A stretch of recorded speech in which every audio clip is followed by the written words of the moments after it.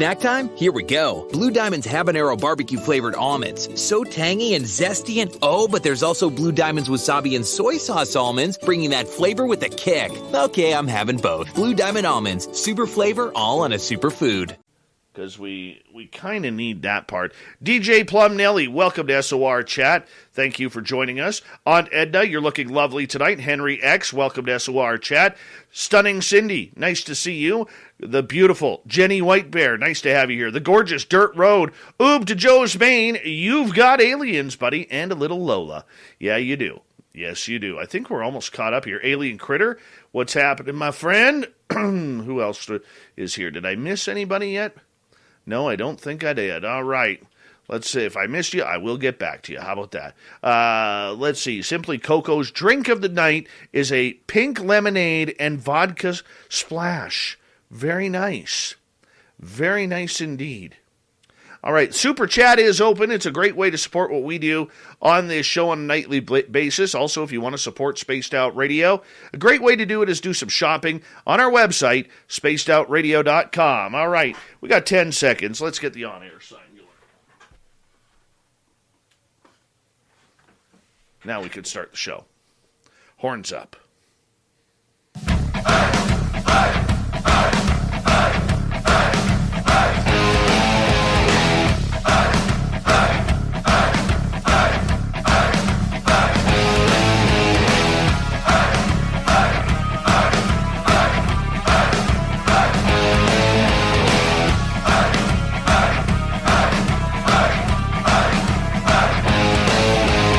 From the mountains of central British Columbia to you listening around the world, this, my friends, is Spaced Out Radio. I am your host, Dave Scott, sitting in the captain's chair of SOR headquarters. We welcome you to tonight's show on our terrestrial affiliates around North America, digitally on TalkStream Live, Odyssey Radio, and KPNL. All of our archives are free. Join us at youtube.com/Spaced Out Radio. Do old Davey the favor, hit that subscribe button. You can follow us on Twitter at Spaced Out Radio, Instagram at Spaced Out Radio Show, and on TikTok at Spaced Out Radio. Our website, spacedoutradio.com. We have a plethora of features for you, including rocking out to Bumblefoot, reading Shirky Poo's Newswire. Check out our swag as well. Tonight's show is brought to you by Chive Charities. Help make the world 10% happier by visiting Chive Charities today. You can find them on our website. Tonight, we got a power show for you tonight. We are going to start off with our good friend Christopher Sharp from Liberation Times talking UAP hearings. Then in hour number 3, we got another great story from the swamp, courtesy of Swamp Dweller. Super Duke will have the cryptid report. Shirky Poo's got the news. It's the moment many have wished for, publicly and on their own. UFOs are now going to be in the front and center of Washington, D.C. Public hearings have been called for next week on the UAP phenomena. The American people expect and deserve their leaders in government and intelligence to seriously evaluate and respond to any potential national security risks, especially those we do not fully understand, said panel chair Representative Andre Carson in a statement. Since coming to Congress, I've been focused on the issue of unidentified aerial phenomena as both a national security threat and an interest of great importance to the American public. We also saw the official dissolving of Skyfort as hearings become public. Joining us tonight is Christopher Sharp for the first time. He writes and works for one of the top reporting stations on UAP called Liberation Times. We got to get right to this because this is going to be a very, very busy and fast show. Christopher Sharp, good morning to you in the United Kingdom. Welcome the Commonwealth on in here. How are you? Welcome to Spaced Out Radio. Good morning. I'm in very, very good spirits. Thank you very much. I have a cup of hot chocolate here and I'm doing splendidly. Thank you for having me on. I really appreciate it, my friends. Well, we thank you for getting up early for us on your end to talk about this hot button topic. And it's funny, you and I were just texting away earlier today for me, yesterday for you, about the subject, and all of a sudden, boom, this hits, and I'm like, man, we got to do something. And you're like, yeah, man, let's do it. And I appreciate you showing that respect to us and our audience. Oh, no, it's my pleasure, Dave. Absolutely my pleasure. I've been a big fan of you for a long, long time. And, thank you for having me on for this momentous occasion for everyone. I mean, literally, like, you've got, some of the older folks out there who've waited decades upon decades for this news to arrive. It's true. It's very true. And normally in the first half hour, I like to fluff it up a bit, let everybody get to know the person and everything. But we got so much information to go through the last 2 hours or the next 2 hours. I want to quickly hit on, for our people who don't know, what is the Liberation Times all about, and how did you become interested in reporting on the UAP phenomena? Of course, great question. Thank you. So, by profession, I work in communications. So you've got different facets within there. You've got corporate comms, public relations, and public affairs. And I was like a specialist of all three, basically. So, I mean, what really happened was I became interested in stuff when I was really, really young. My mum had experiences with, UAP and stuff. So did my cousin. And then I think, like, in my 20s, when I started working in the West End of London, the City of London, kind of lost interest, and I kind of regained interest with Corbell and stuff, going on Rogan and everything, and what was going on. And I think it was really when the pandemic struck, when I got COVID really, really badly, kind of like suffocating, watching the outside world back in late March 2020, when I was thinking, actually, I mean, there must be more to life. And then suddenly I just hear, like, the news break that the Pentagon had actually released itself videos which had been, bought out by TTSA, and yeah, I mean, ever since then I've been hooked. Liberation Times. I mean, I quit my job last summer. Spent out £500 creating like a website and everything. Liberation Times. Buying a domain, and yeah, I mean, it started off really, really slowly. And then, after a few big articles, which were retweeted by Mellon and Tom DeLonge and people like that, I guess, we gained traction. And, I mean, a lot of the articles are based on intuition. I mean, for instance, like the last month or so, I've been helping top property developers in London, FTSE 100 companies, navigate around local elections in London. And I've been predicting the results, saying what might happen in each ward, all this boring mathematical stuff and politics stuff, and reading the national mood and everything. And it was those predictions that those companies are betting on, and I had to use my political intuition because and that's really what I'm doing here with Liberation Times, using my intuition. And I mean, it's got a large part to do with emotions as well when you're doing this stuff. So I was looking back at an article that I did on the 5th of January when I saw the warning signs. And, the first line is, the ink had barely dried on President Biden's NDAA 2022 signature before the warning signs emerged from factions within the Pentagon. I mean, yeah, I mean, if you think about it logically and stuff, it's easy to come to conclusions that, Congress wasn't happy. Games were being played within, the Office of the Undersecretary of Defense for Intelligence and Security. Those things were very, very clear from the beginning. And whereas a lot of other news organizations, the big boys, kind of gave up after, the June 2021 report, we kept on it. We saw the story there, whereas others did not. And that's not everyone.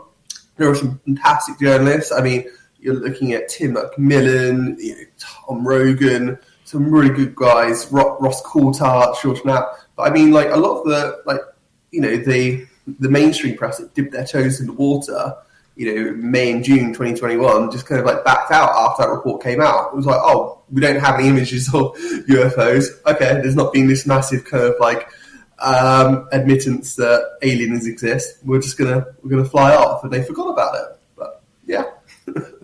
you quickly have become one of the most reputable news sources when it comes to UAP. That is very hard to do considering the fact that this community is so fickle, it is trite, it is very angry, it is very untrustworthy. How have you been able to dodge all of those bullets in such a short time to bring in some very good news and reporting? I try to stay out of drama. It doesn't work all the time. I mean, I've been accused of being Lou Elizondo's PR man, for example, stuff like that. Well, actually, when you look at the earlier articles and a lot of my best work, I mean, Lou's not even a source. Of course, Lou's, a source for a lot of the articles and stuff. But, I mean, bigger articles, those are actually composed of sources that aren't Lou, that are like DoD insiders and other people with kind of like insight on what's going on at the moment. And I think it's kind of like, it's actually the analysis is really, really important. And also it's actually listening to the sources who actually know what they're talking about. I mean, if it's former intel people, if it's DoD insiders, it's really, really important to listen to those people. Stay out of the drama. Try not to attack personalities. Try to attack the issues at hand. And that's what we try to do. But I mean, there are always going to be people in this community that, they want the drama. A lot of them have mental issues. Let's face it. A lot of them are not happy people.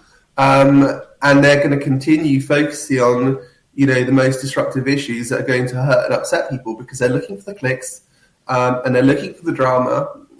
I try to stay out of that as much as possible, but it really does hurt me at the same time. When people go after the likes of Lou, just because he's a public figure doesn't mean that he doesn't see tweets, doesn't mean that, horrible tweets about his family, his reputation does not get to him. And it's just disgusting, especially from someone who served their country, to think that some basement dweller can just go after him. So I think truth is that, I try to stay clear of it, but it still impacts me.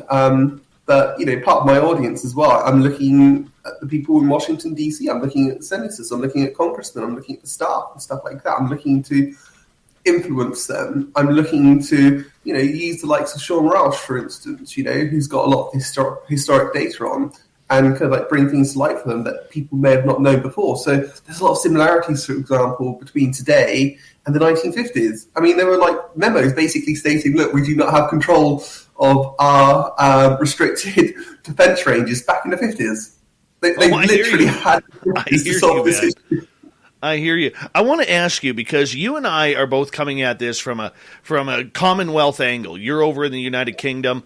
I'm in Canada. We're looking into this story in the United States that is absolutely massive with Congress that is going to be happening next week. And in the end, this is exactly what Lou Elizondo, Chris Mellon, Sean Cahill have been talking about, that they needed to get this going. They needed to work and get the politicians, I almost said parliamentarians there, get the politicians on board to understand that this phenomena is real, that it needs to be part of a very, very open and public discussion. And now here we are. When did you learn about this story that the hearings were going to happen?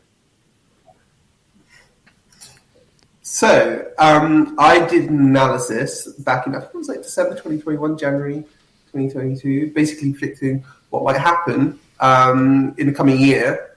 Didn't really weigh heavily on the hearings because what people were telling me was that they probably won't come next year, maybe 2023. But I mean, I included it in the article as a nuclear option.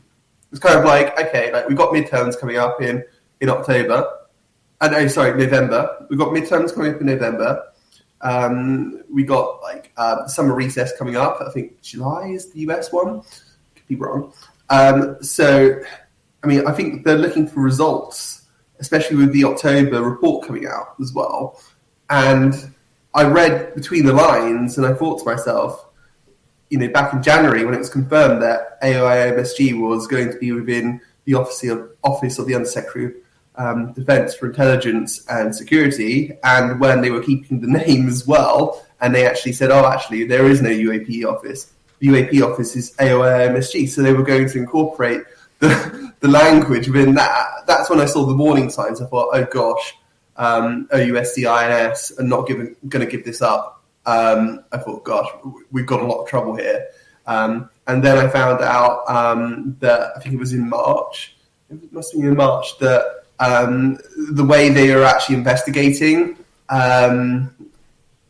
UAP in February was still on a 2021 level. So basically, they were still implementing the intent of Congress back in late February. So I was like, okay, well, the first report is coming out in March.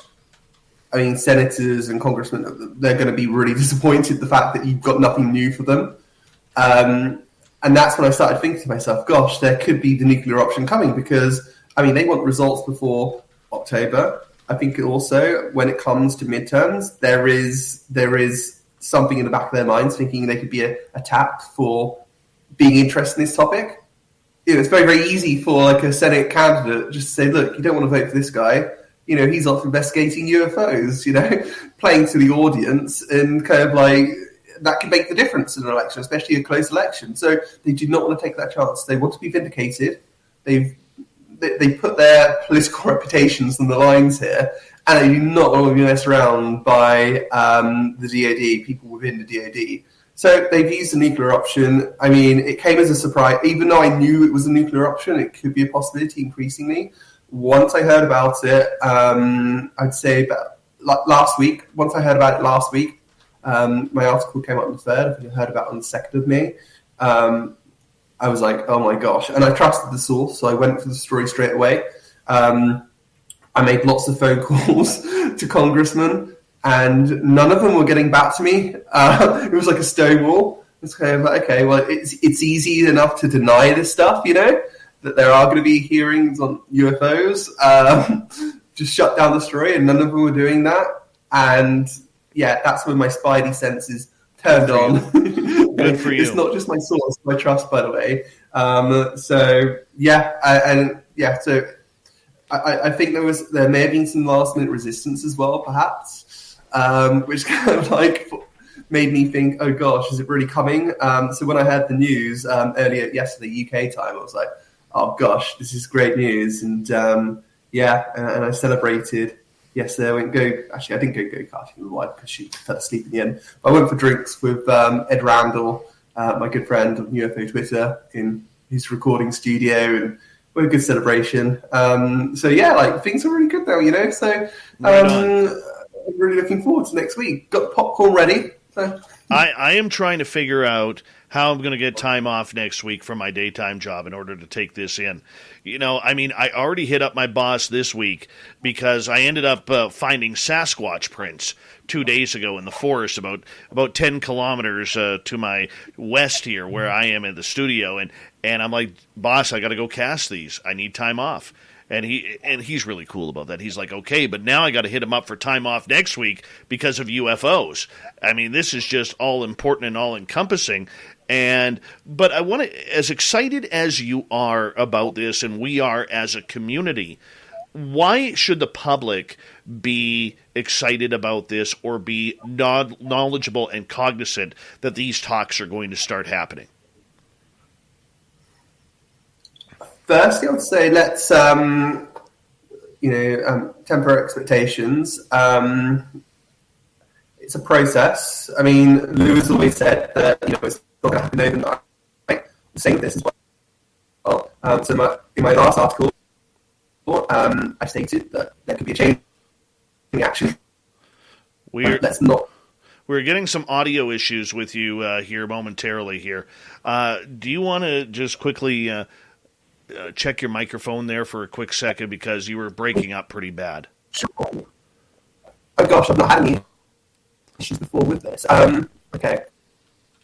How does it sound now? Is it better now? No, it seems to be very, very rough all of a sudden. Very rough. Oh, how sorry.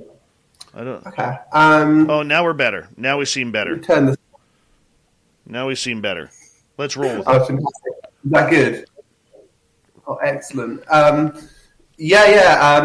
So I think we shouldn't put all our stock in this one hearing, which is coming up next Tuesday on the 17th, which is going to take place from 10 a.m. Eastern time. However, we should look at like the wider picture. We should have a look at it holistically. Basically, from my understanding, the hearing, which is your microphone's cracking up again a little bit. I hate to stop that on there, but for some reason, every time you get going, your microphone starts cracking up, and I want the public to be able to get to hear this properly. And we got about 4 minutes before we got to go to break. I don't know whether you're a little too far away, but we'll get it straightened out here because I know what you have to say is extremely important to the entire process in learning the knowledge of what is going on at this time. So once again, let's try this again. How does this sound? I'm a little bit closer now. Let's do it. Excellent. I need to sort out my game when it comes to this. Right. Okay. So I think we shouldn't put all our stock in this one hearing, which is occurring next week with Ronald Moultrie and Mr. Bray as well. We should have a holistic picture because I think next week there may be more questions. The committee may be left with more questions than it has answers, and it may not be happy with some of the answers that it gets. I think it will frustrate them even more. So that may have a knock-on effect in terms of more hearings taking place throughout the next few weeks or months. And it can also have a knock-on effect as well when it comes to where AIMSG is actually stationed. I stated before that OUSD and INS is not the best place for AIMSG. Blue Diamond honey roasted almonds are my love language. Sweet, salty, irresistible. But the crunchy and tangy salt and vinegar also give me the feels. The choice is hard with flavors so good. Blue Diamond almonds, super flavor, all on a superfood. Take the California Psychics Challenge today. If it's not the best psychic reading you've ever had, it's free. Visit CaliforniaPsychics.com or download the app and get started today. With your new account set up, get a psychic reading for only $1 per minute. California Psychics is America's most trusted, with over 8 million secure and confidential readings and counting. Whether it's a relationship, finances, or a big decision in your life, California Psychics delivers. See for yourself. Visit CaliforniaPsychics.com or download the app. Psychics are available 24/7. Because it's an oversight office. It's not operational. It doesn't have the facility to contract, for example. And I see this as a real opportunity to push AIMSG into somewhere more capable, such as Space Force. Well, the one thing that's really kind of caught me off guard, excuse me, I hiccuped there. Oh my goodness. One thing that's really caught me off guard there with this entire process is reading the body language and the words of the politicians who seem to be learning about this and the severity of the UAP issue as if they're hearing it for the first time. Now, with politicians, we've always been trained to take what they say with a grain of salt, Christopher. It doesn't matter what country you're in, because, let's face it, we've all grown up to believe that the minute a politician is opening up their mouths, they're like a used car salesman. They're lying. And, only saying what they want their constituents to hear. But in this case, looking at the UAP subject, we seem to be having a lot of people showing a lot of concern, amazement that this is happening right under their noses, right under the noses of everybody, not only in the United States, but around the world. And what do you think, in about 1 minute here, we got 1 minute before we got to go to break, about the emotions that we're seeing from some of the Congress people and senators coming out of Washington, D.C. on this subject? Great question. So from what my sources are telling me, this has changed lives. Seeing these videos that we can only dream of seeing one day, and seeing this information, it has literally changed their life forever. A lot of these politicians, they're not into this topic like us. So a lot of them were very, very surprised seeing these images, seeing this footage, seeing this data, seeing the witness testimony for the first time ever. It has changed their lives forever. And we shouldn't underestimate that. That plays a big part in their anger. Kirsten Gillibrand's constituents in New York were not crying out for UFOs to be a topic that they wanted her to look into. They were not crying out for it. There was no pressure. She has done this because she's seen the data. And on that note, Christopher Sharp from Liberation Times is here on Spaced Out Radio. When we return, we're going to find out more about the emotional impact UAP and the congressional hearings next week are having on the politicians who are just learning about this important subject. Spaced Out Radio continues after this.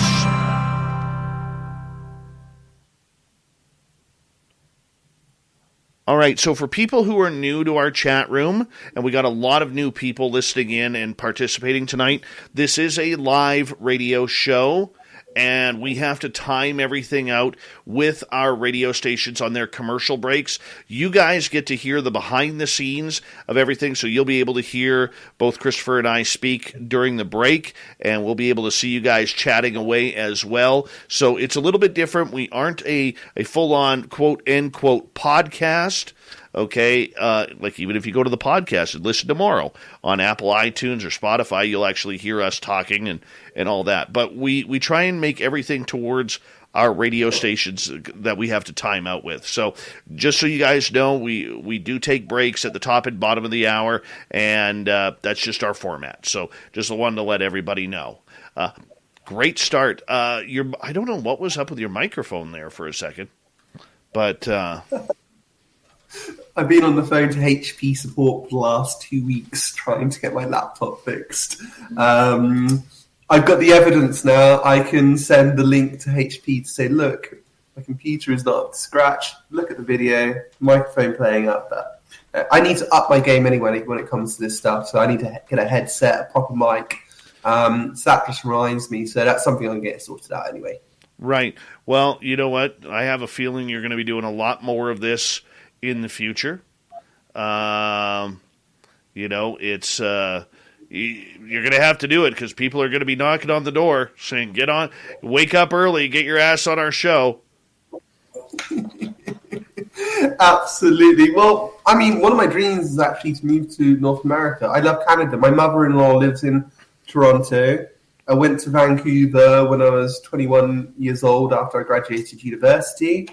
I love the place, and it's my dream for a Brandon Fugel to knock on the door one day, say, Chris, come with me, I'm going to be your patron, and then I get to do the stuff in North America, and go to DC, to Colorado, and report on it properly. And my dream is to bring our entire Spaced Out Radio team, move them to like Las Vegas, and have like a big studio and have everything going there. And that way we're all under one roof. That is my ultimate goal. Hey, I love it where I live. I do. It's amazing where I live. I like the fact that I could be killed by wild animals at any moment, because that's always fun. But I don't know. Wild Vegas or wild British Columbia? Vegas seems more fun at this point. Yeah, wild in two different ways, I suppose. Exactly. We got a bunch of people in here. Vaughn Patrick, how you doing? The Mystic Lion, how's the beard? Please give us an update if you don't mind. We'd appreciate it. Who else is joining us here? Just to get caught up. Mennonite Abe, thank you so much, buddy. Appreciate you, man. And thank you for the super chat along with Snakes and Thomas. And we really do appreciate the love and support. The Super Chat is a wonderful way to support us during the show, so thank you so much. Max Ritchie, how you doing? Thanks for coming on in. And David Brown, thank you for joining us. And Andrew Tia Spears, I don't know if it's Andrew or Tia or both of them, Let's just call them Brittany. How about that? So, Steve Wolf, how you doing, man? Good to have you here. Pen Man, nice to see you. Thin Lizzie Borden, you're looking lovely tonight. And let's see here. I think, there is the gorgeous Moonbeam herself, Katie Page. How are you? How are you, Katie? Great show earlier, by the way. Yeah, we snuck in a little peek there. And I think we are caught up on the names. Lyle Myers. Oh, Vegas has scorpions. Yes. But they also have mantid bugs, too. We don't have mantises here. You know, when I look at Vegas and, look at this. The FBI is here. Folks, we've got nothing to do with the interference. We are monitoring the situation. Wonderful. Thank you. Appreciate you.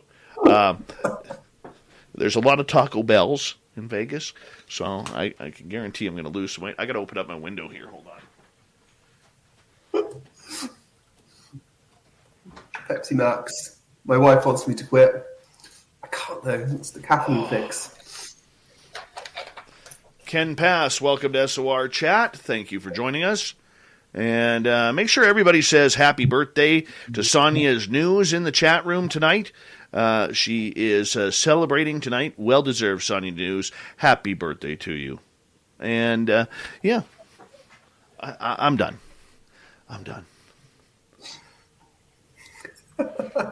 Gosh, I've got the school run in 2 hours.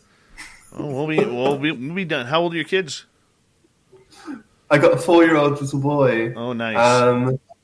Yeah, so I got to get him up in the morning. I've got the school run. My wife always jokes around. She's a nurse. 1 second here.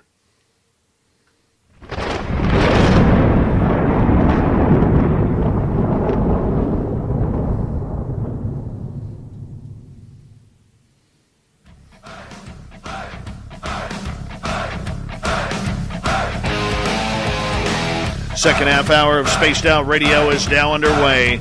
My name is Dave Scott. Thank you so much for taking the time to join us. We very much appreciate earning your listening ears. Want to remind you that if you've missed portions of this show or others, you can check out our free archives at youtube.com/Spaced Out Radio. Do us the favor, hit that subscribe button. Our website is spacedoutradio.com. We have a plethora of features for you, including rocking out to Bumblefoot, reading Shirky Poo's Newswire. Check out our swag as well. Follow us on Twitter at Spaced Out Radio, Instagram at Spaced Out Radio Show, and on TikTok at Spaced Out Radio. From the LiberationTimes.com, we have Christopher Sharp here, all the way in the United Kingdom, hanging on out. We are talking about the ever-important news that broke earlier, which was U.S. congressional hearings on UFOs. And we are going to get deep into this subject right now. Christopher, welcome back. Hello. All right, my friend. We were talking right before the break, the shock that a lot of politicians have had regarding this subject, and realizing that it's not just fantasy anymore. It's not just stories from tinfoil hat-wearing people, that there is a very big subject line going on with the phenomena that we call UAP, UFOs, flying saucers, whatever you want to call them. The reactions that you have heard from people you have talked to have been what? Shock in terms of their worldview, what normal is. Are we top of the food chain? I mean, you've got America, which is a superpower.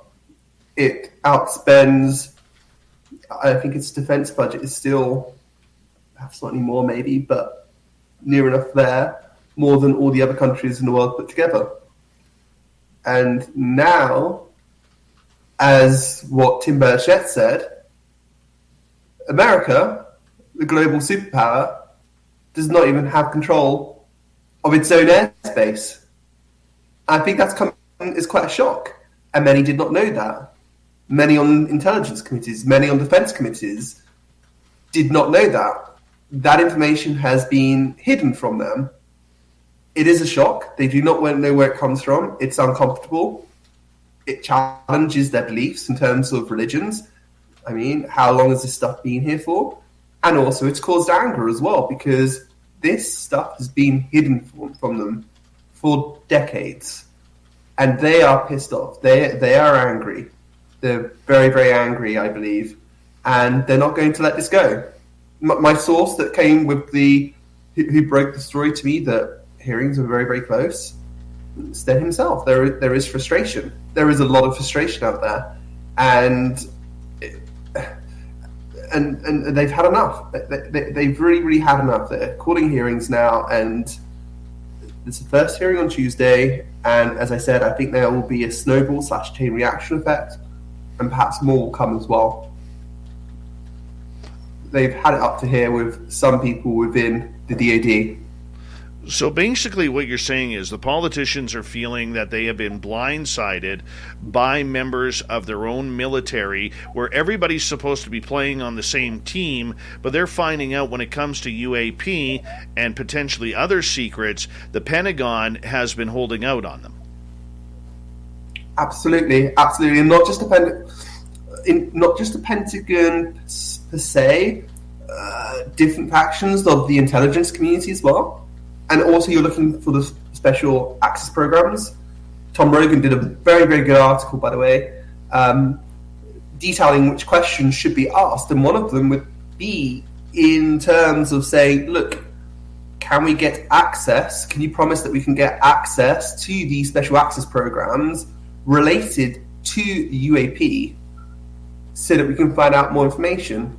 Ask, Moultrie, whoever, on the spot, if we can get access to those special access programs in terms of providing access to AIMSG.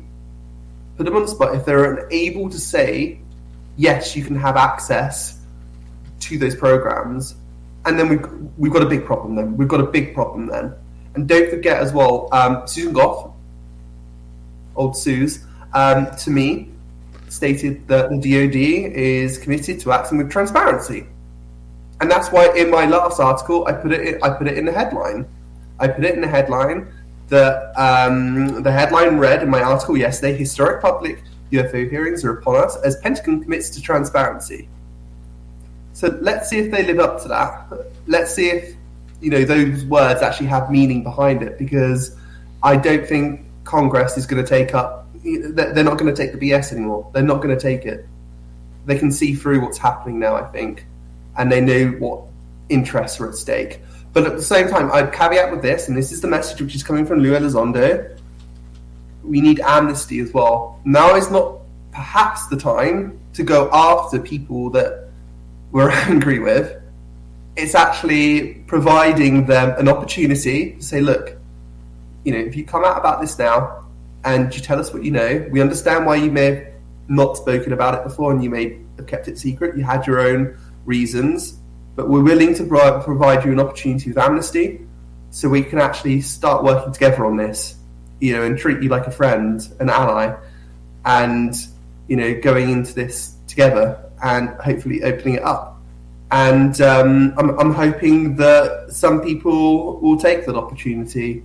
Otherwise, it's going to get very, very ugly, I feel. I think so, too. I mean, look, there's a lot of people who are in the know. We don't even know a 16th of them, a 32nd of them.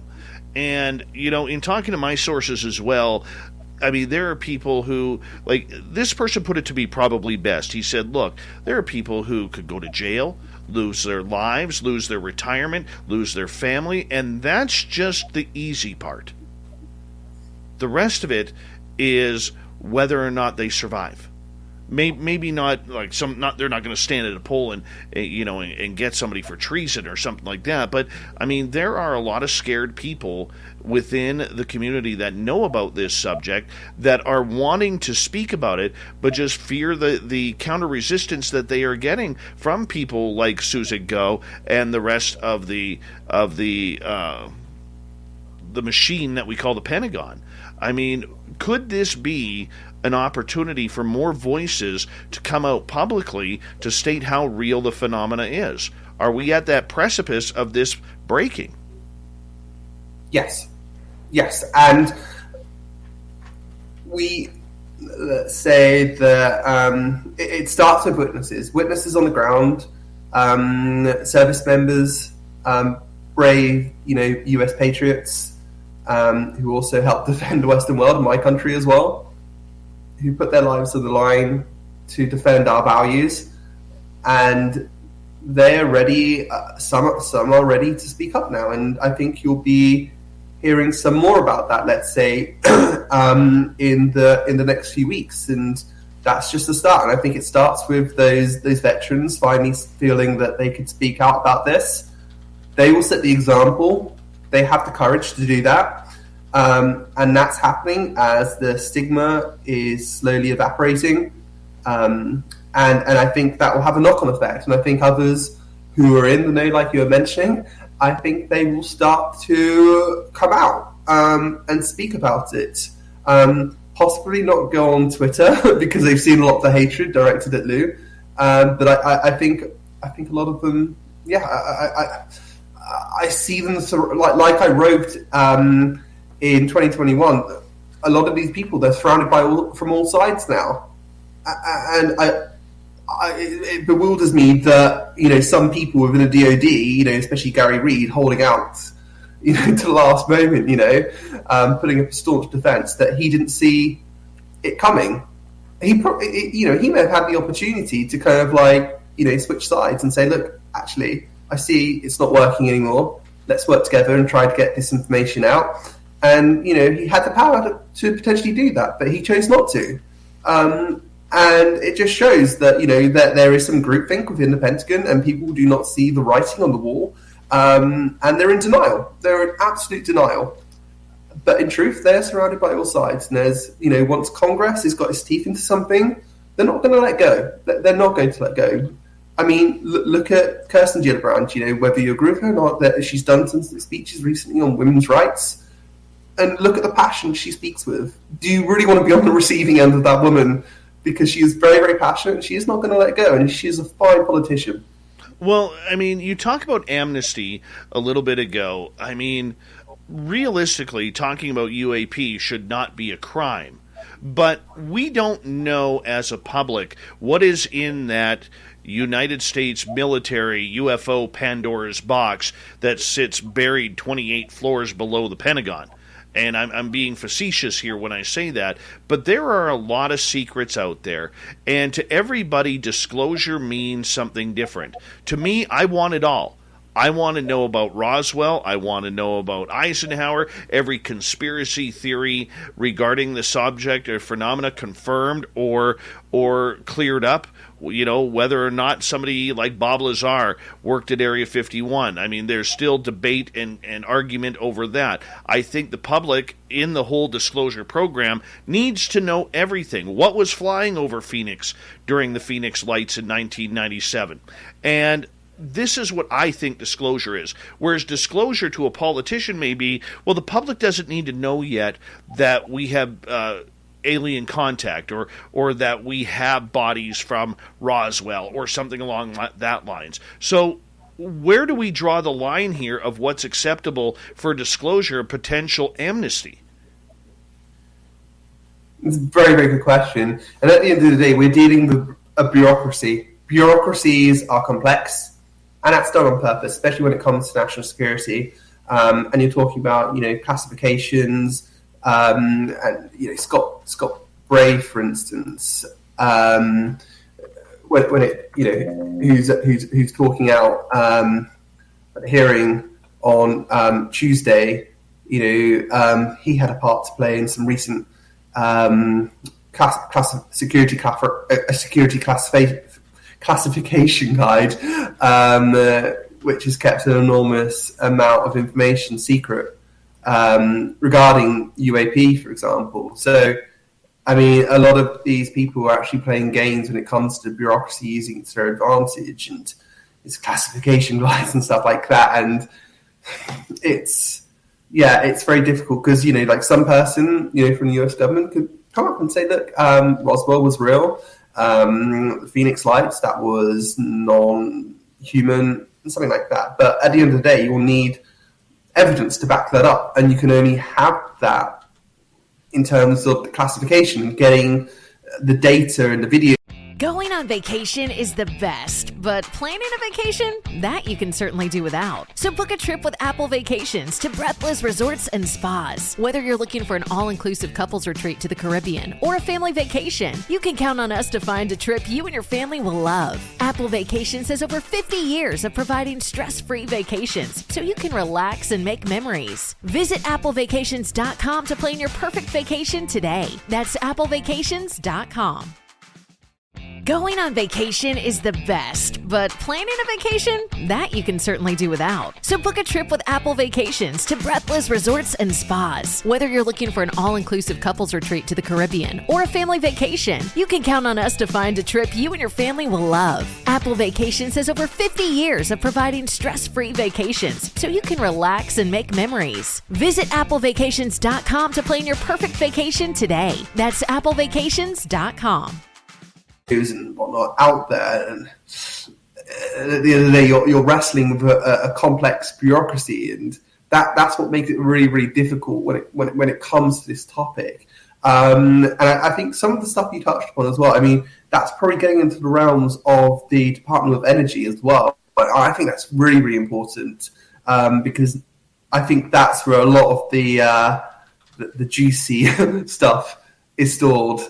I mean, you're talking Battelle and Los Alamos and places like that, and the the agencies that look after nuclear assets to secure them.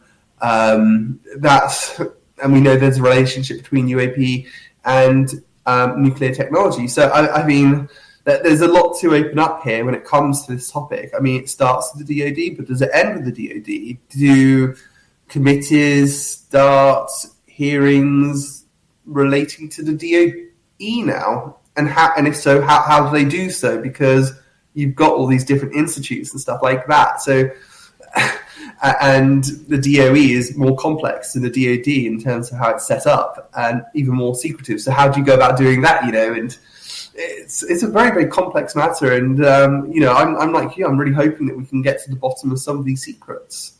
Do you think we are going to see a lot of truth coming out of the Pentagon to the Congress of the United States? Because every other country is going to be watching.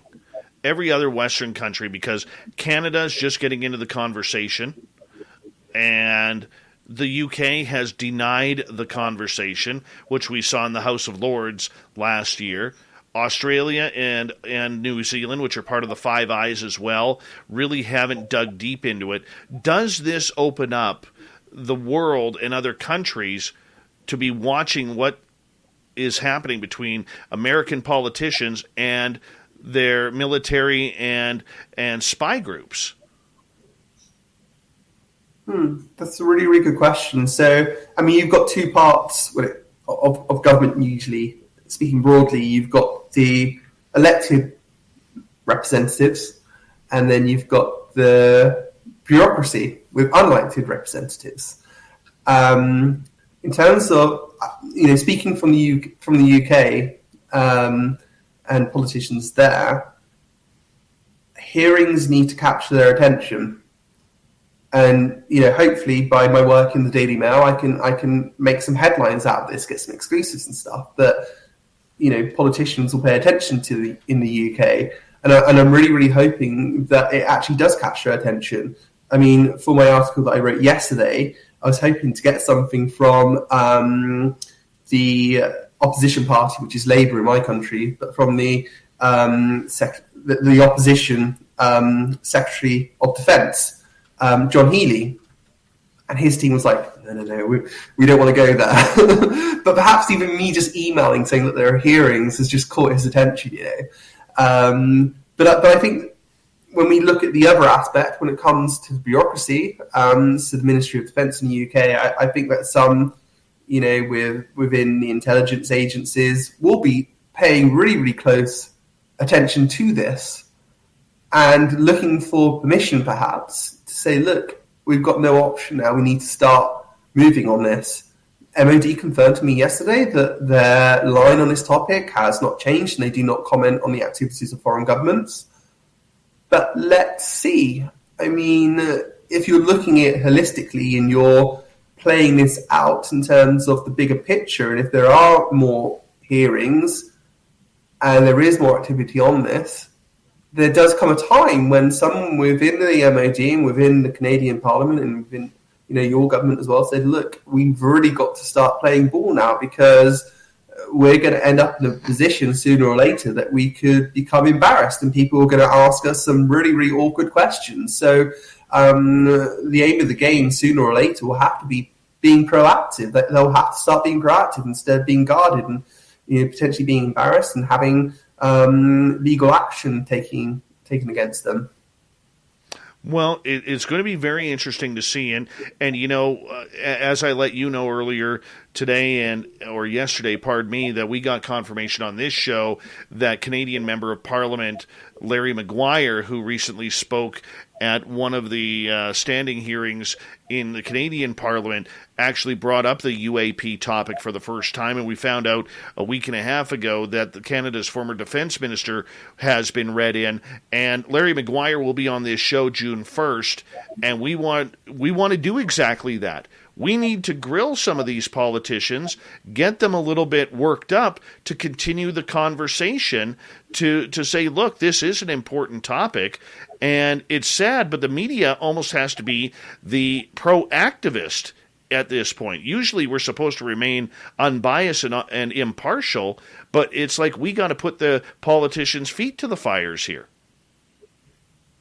Absolutely. And I want to take this opportunity as well. I mean, just to say thank you for what you're doing in Canada. And, myself included, I'm looking at what you're doing right now, and I'm asking myself, what lessons can I learn from Dave? Because what you've done in Canada behind the scenes is absolutely fantastic. And, you've moved the ball forward. And I think when it comes to this topic, a lot of it is grassroots and stuff. There is no grand conspiracy. It's just people like you and me just going out there and engaging with people and trying to make a difference. And it's working. And there's many people on UFO Twitter as well. It's working when they're tweeting their representatives. And this is a grassroots effort. And you're really going to be remembered for doing that. And I think as well, a lot of politicians in Canada perhaps at the moment are thinking to themselves, okay, so our neighbour here, the world's foremost superpower, does not have control over its own skies.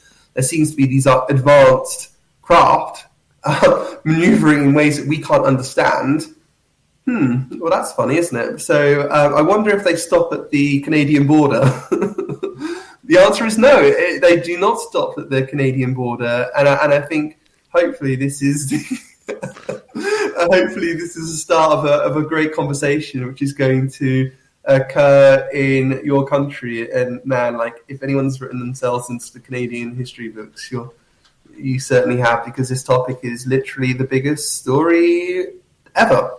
It really is. As I've always said on this show, that this is, next to Jesus Christ himself coming down from the heavens, this is the second biggest story in humankind's history. There is no turning back. Once this door is open, this is the now, the present. It's not the future. It's nothing else. When with 3 minutes to go before we have to close out hour number one, Christopher, how do you take this story? I mean, what are you looking forward to coming out of Washington, D.C.? And if you go long, we'll carry this answer over into hour number two. Sure. So I'm looking at... It's a very, very good question. So I'm looking at two things. I'm looking at the chain reaction / snowball effect. So if this does not end with Moultrie and Bray, who are coming up next week, who's going to be next? Are they going to question Elizondo? If so, get your popcorn out. I'm looking for that. I'm looking for insiders with really, really juicy information, or people they can really kind of grill over this who have not been complying. And I'm also looking as well for what happens to AOIMSG. What happens to it? Because at the moment, we're in a no-win situation, because OUSDINS is not in a position to run this show. It cannot even contract I mean, go back to December. Look at Chris Mellon's tweets. Look at Louis Elizondo's tweets about their old office. It just has an inability to do the job. So what happens to it? Where does it move to? Because the writing's on the wall, really. It's very abundantly clear now that it's not up to the task. Not just because of lack of capability, perhaps people in there as well who are allies of Gary Reid that do not want to have the conversation and that are not going to enthusiastically undertake the intentions of Congress. What does it take to do that? What does it take to kind of like forward the conversation? Does it take perhaps a new act of law? I don't know. Does it? Yeah. So, I mean, we'll be looking for all those signs. We're looking for the chain reaction and what happens. What happens to AIMSG and who is next to speak out about this in terms of hearings. Also, we look to other committees as well. What other committees may hold hearings of their own? So we know that Carson's committee is going to hold them. What about the Senate Intel Committee? Are they going to hold hearings? What about the House Committee on Intelligence, chaired by Adam Schiff? So, is that going to start doing it? What's going to happen in Washington? And, is the State Department going to start engaging with allies and partners? What's going to happen in terms of that? Are we going to have like more situations like we had with Japan, for example? So I'm looking for all those things right now, and it's all going back, and part of it is going back to the NDAA as well. I'm looking at the wording. So yeah, I'm looking for all those things.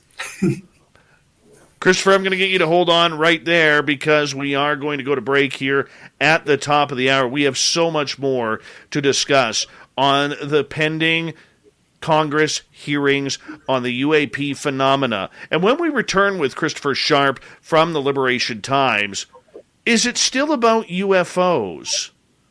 Or is it about extraterrestrials potentially coming down here? A lot of people may not want to take that chance and go that subject. We'll find out what Christopher thinks when we return for hour number 2 of this very special show tonight from the Liberation Times. Christopher Sharp on Spaced Out Radio.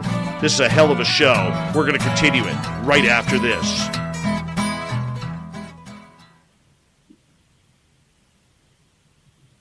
I can say this now that we're off the air, but this is a fucking great show right now, dude. This is a power show. Power show. Thank you. Thank you so much, my friend. I am going to just take a bathroom break. We got about 5.5 minutes. If you want to hang out, I am just going to put you back in the green room, and I'll be right back, okay? Sure. No worries. All right, be right back. Be right back, people.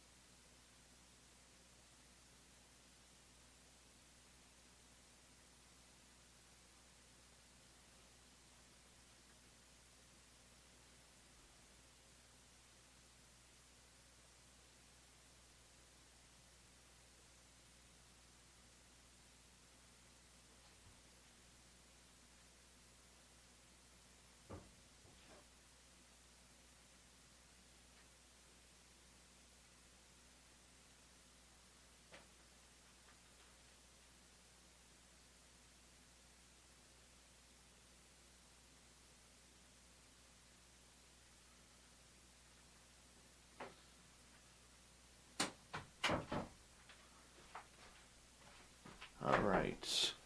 I am back. Sorry about that. Bring you back in here. Amazing show so far, Chris. Amazing show. Thank you so much. It really means a lot to me.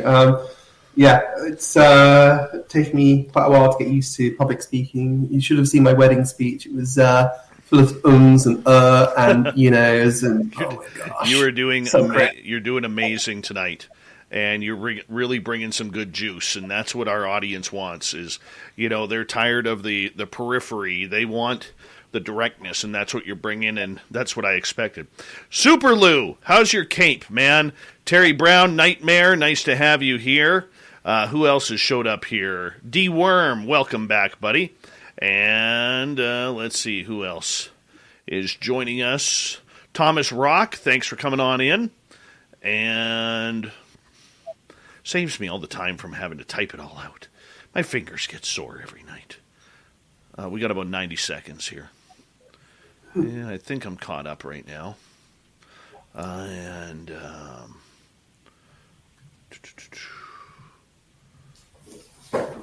going to Toronto soon. We should meet up. Oh, dude. When are you going to Toronto? August. Hopefully a few of us from UFO Twitter can meet up, go to a sports bar. Oh, God, if you weren't 3,000 miles away. Canada's a vast country. Oh, tell me about it. Tell me about it. All right, we're going to overtime. It's 4-4, Edmonton and L.A. Come on, Oilers, let's friggin' do this. Let's do this. We just came back from 4-1 down. Oh. Is that an ice hockey team? Yes. Hockey playoffs, man. River Dogma, how are you, buddy? Good to have you here. Just going to get some Ribena. Yeah, you go. I want to say a big thank you to Thomas, Snakes on the Train, Mennonite Abe, and Jefferson for the awesome super chats. It's a wonderful way to support what we do on this show. We want to say thank you to all the veterans who are tuning on in and listening. You always have a safe home here on our Spaced Out Radio chat room. Here we go with hour 2.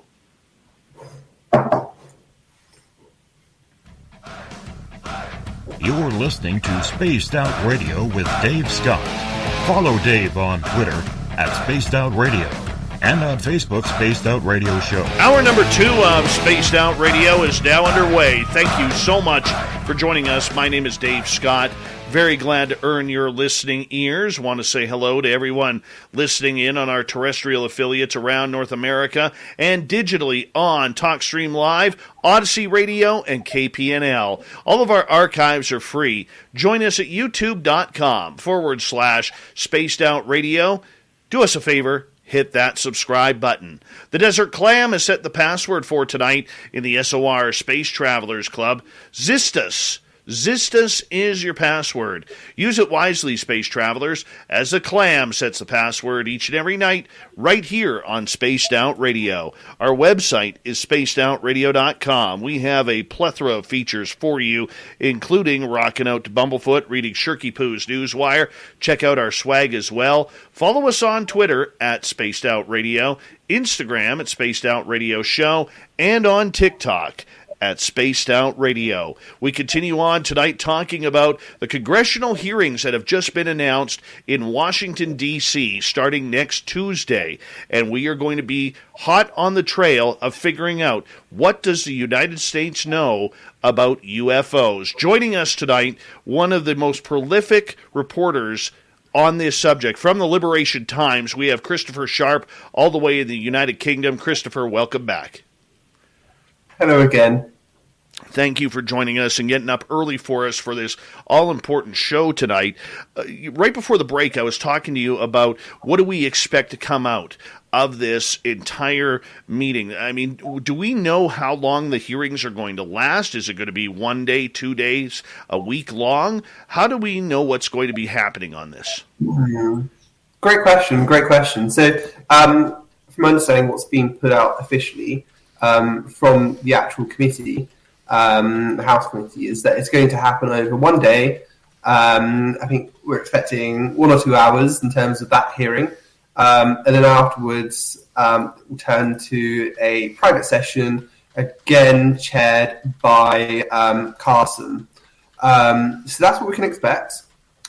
And then we need to read the mood and the body language and what was said in answer to the question. So we need to read the body language of and the mood of the members of the committee. Do they seem satisfied with the answers that they're getting? Do they seem frustrated? And then we need to have a look at the answers as well. What are being given? Are they actually going to provide the answers that are needed? So when it comes to, because they want transparency. If you look at a lot of what's coming out of the committee in terms of the quotations which were provided to the press, a lot of it focuses on transparency. Because from my understanding, they do want a lot of this information to come out so that the public can see what they've been seeing.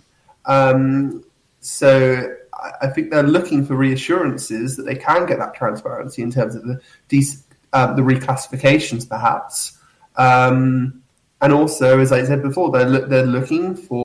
Going on vacation is the best, but planning a vacation, that you can certainly do without. So book a trip with Apple Vacations to Breathless Resorts and Spas. Whether you're looking for an all-inclusive couples retreat to the Caribbean or a family vacation, you can count on us to find a trip you and your family will love. Apple Vacations has over 50 years of providing stress-free vacations, so you can relax and make memories. Visit applevacations.com to plan your perfect vacation today. That's applevacations.com. A lot goes into taking care of your property. You need equipment with more reliability, durability, and versatility built in. Like #1 selling Kubota BX and L Series compact tractors, Z Series mowers that deliver a quality cut, and Sidekick utility vehicles where durability meets speed. Visit your local Kubota dealer for a demo today. Lee Tractor Company of Mississippi, Mississippi's elite Kubota dealer. On the web at leetractor.net. For access as well to those special access programs. So they're looking for answers that are actually going to, going to fulfill what they need in terms of following through with this and actually making a success out of the UAP office. That's what they're looking for. Okay, so when these hearings happen in public, is Lou Elizondo going to be playing a public role in these hearings, or is he going to be on the sidelines kind of watching from the background? For now, from my understanding, again, in the background, I've had nothing in terms of Lou speaking. What we need to do, so once we've read the mood and we've kind of analysed what's coming out of this committee hearing, which is taking place on Tuesday, then it's step number 2. What happens next? And then you might start hearing mumblings of another hearing or hearings. You may hear that other committees are becoming interested in it. You may see another interview by Burchett or Rubio or something like that saying, look, I saw the hearing the other day. I wasn't happy. More needs to be done. And you may see other developments and stuff like talk about new laws being passed to actually force the hand and get stuff done. Those will be the things that you need to watch out for. And I think especially in terms of the question you're answering, what's step number 2 in terms of hearings? So if they don't get the answers that they want, who do they bring in next? Perhaps they do bring in Lou Elizondo, next to blow this wide open. That would be your popcorn moment when you get the popcorn out, because that's what I'm really looking forward to. Maybe Mellon as well coming to the hearings as well. I think all bets are open really where it goes next. And I think, it'll be after that hearing takes place on Tuesday, you'll have to kind of really start listening for the signs of what's to come next. And that's what I'll certainly be looking to do. I'm going to be talking to my sources. I'm going to be asking for comment from congressmen. I'm going to be looking for all those signs, really, of what's going to come next and provide that to my audience. All right. I'm going to put you on the spot here. On Tuesday night next week, can we get you on here for an update? Because I know you're going to be following that very closely, but I would love to get you back on here for an update on what you saw happen that day. Absolutely. Yeah, that's absolutely fine for me. I've got a business trip afterwards as well, so it helps waking up early. Well, you know what? It's going to be a long day for you as the hearings happen in Washington, D.C. next Tuesday for the open discussions about the UAP phenomena. The public always seems to be the ones who are ripped off when it comes to any type of public talk like this. We see a lot of politicians who will stand there with their Gucci ties on and talk tough and say the right things, but afterwards nothing ever seems to get done. Look at the hearings that happened a couple of years ago with Mark Zuckerberg and Facebook, with their privacy talks and sharing of people's information.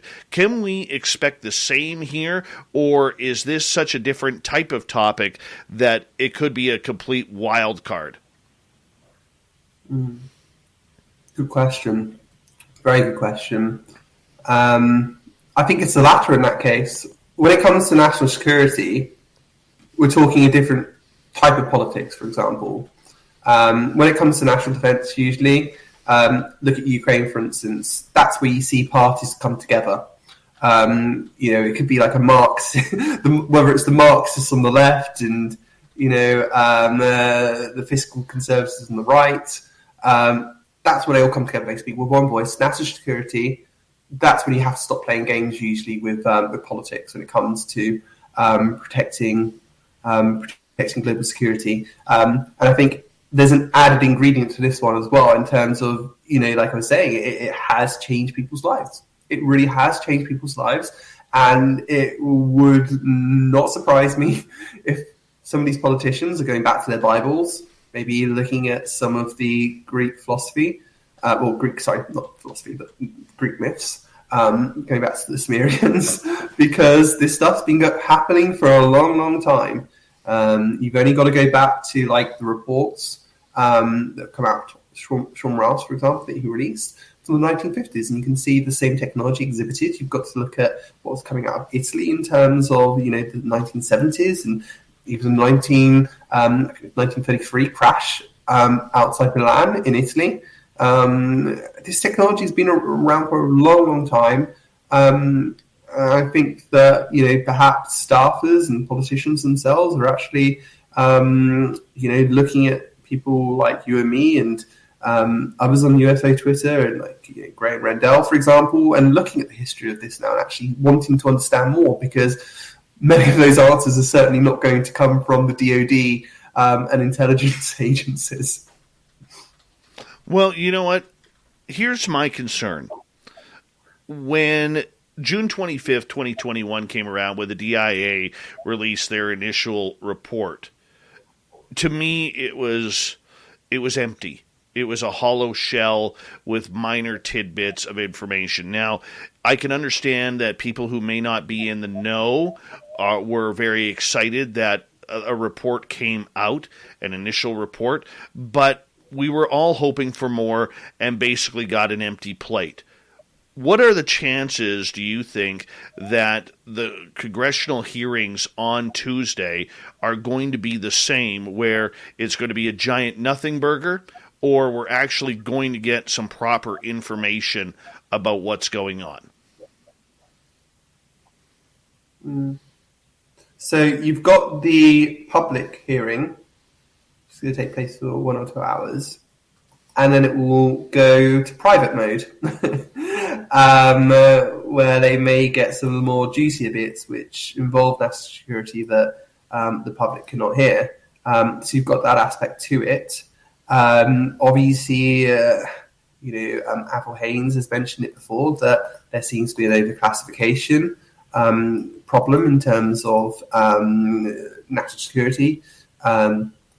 And that goes against President Biden's agenda to actually be more transparent, especially after what happened with the Donald Trump administration, where conspiracy theories were rife, and that had a lot to do with lack of transparency, which grown for the last few decades.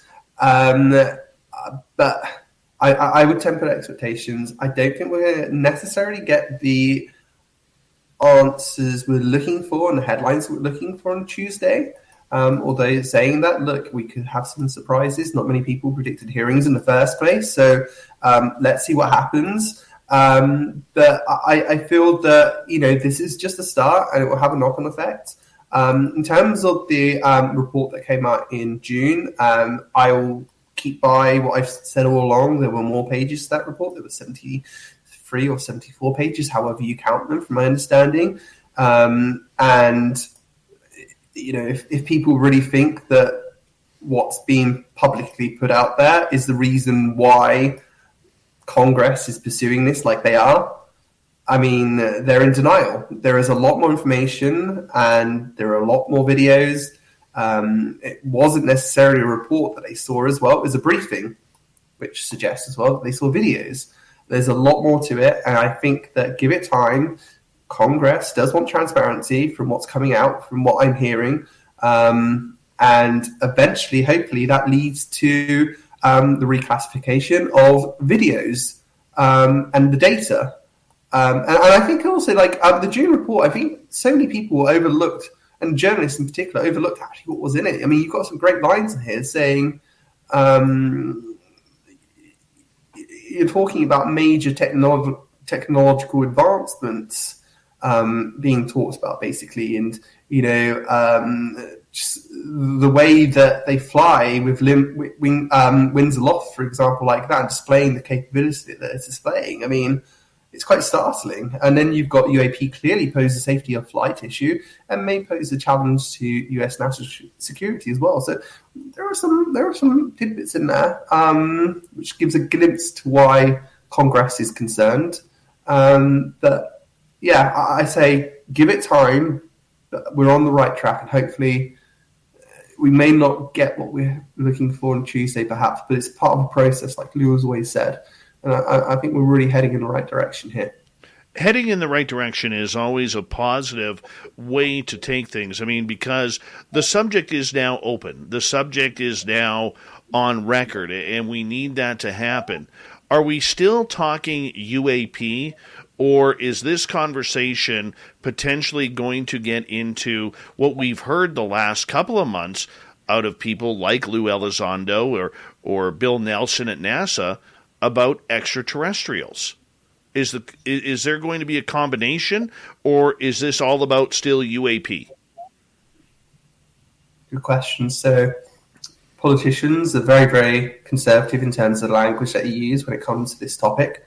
I think when you look at some of the interviews that were happening on the street with Heinrich, for example, he seemed pretty rattled by what he had seen.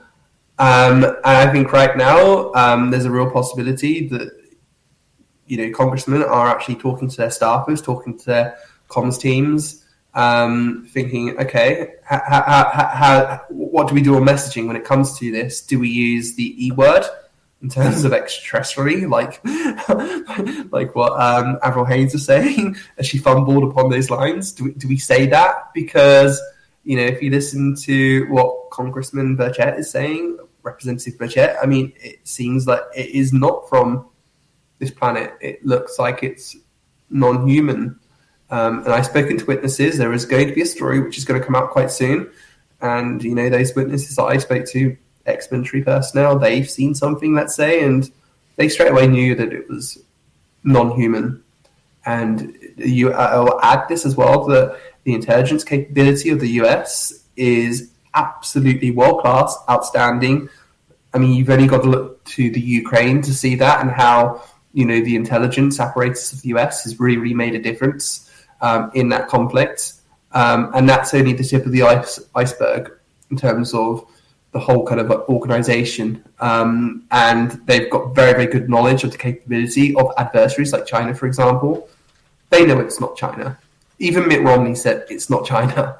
And as Krista Merlin was saying as well, if it does end up being China, it will be like the biggest, national intelligence failure ever.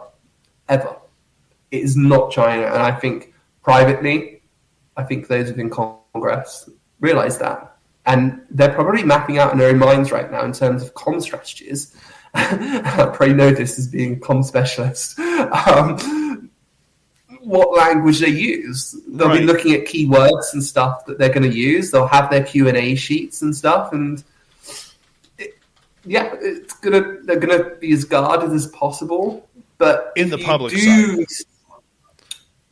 Yes, but if you do see the extraterrestrial word used, even safely, or in a way that's kind of like an offhanded remark or something like that, look out for that, because that's not accidental.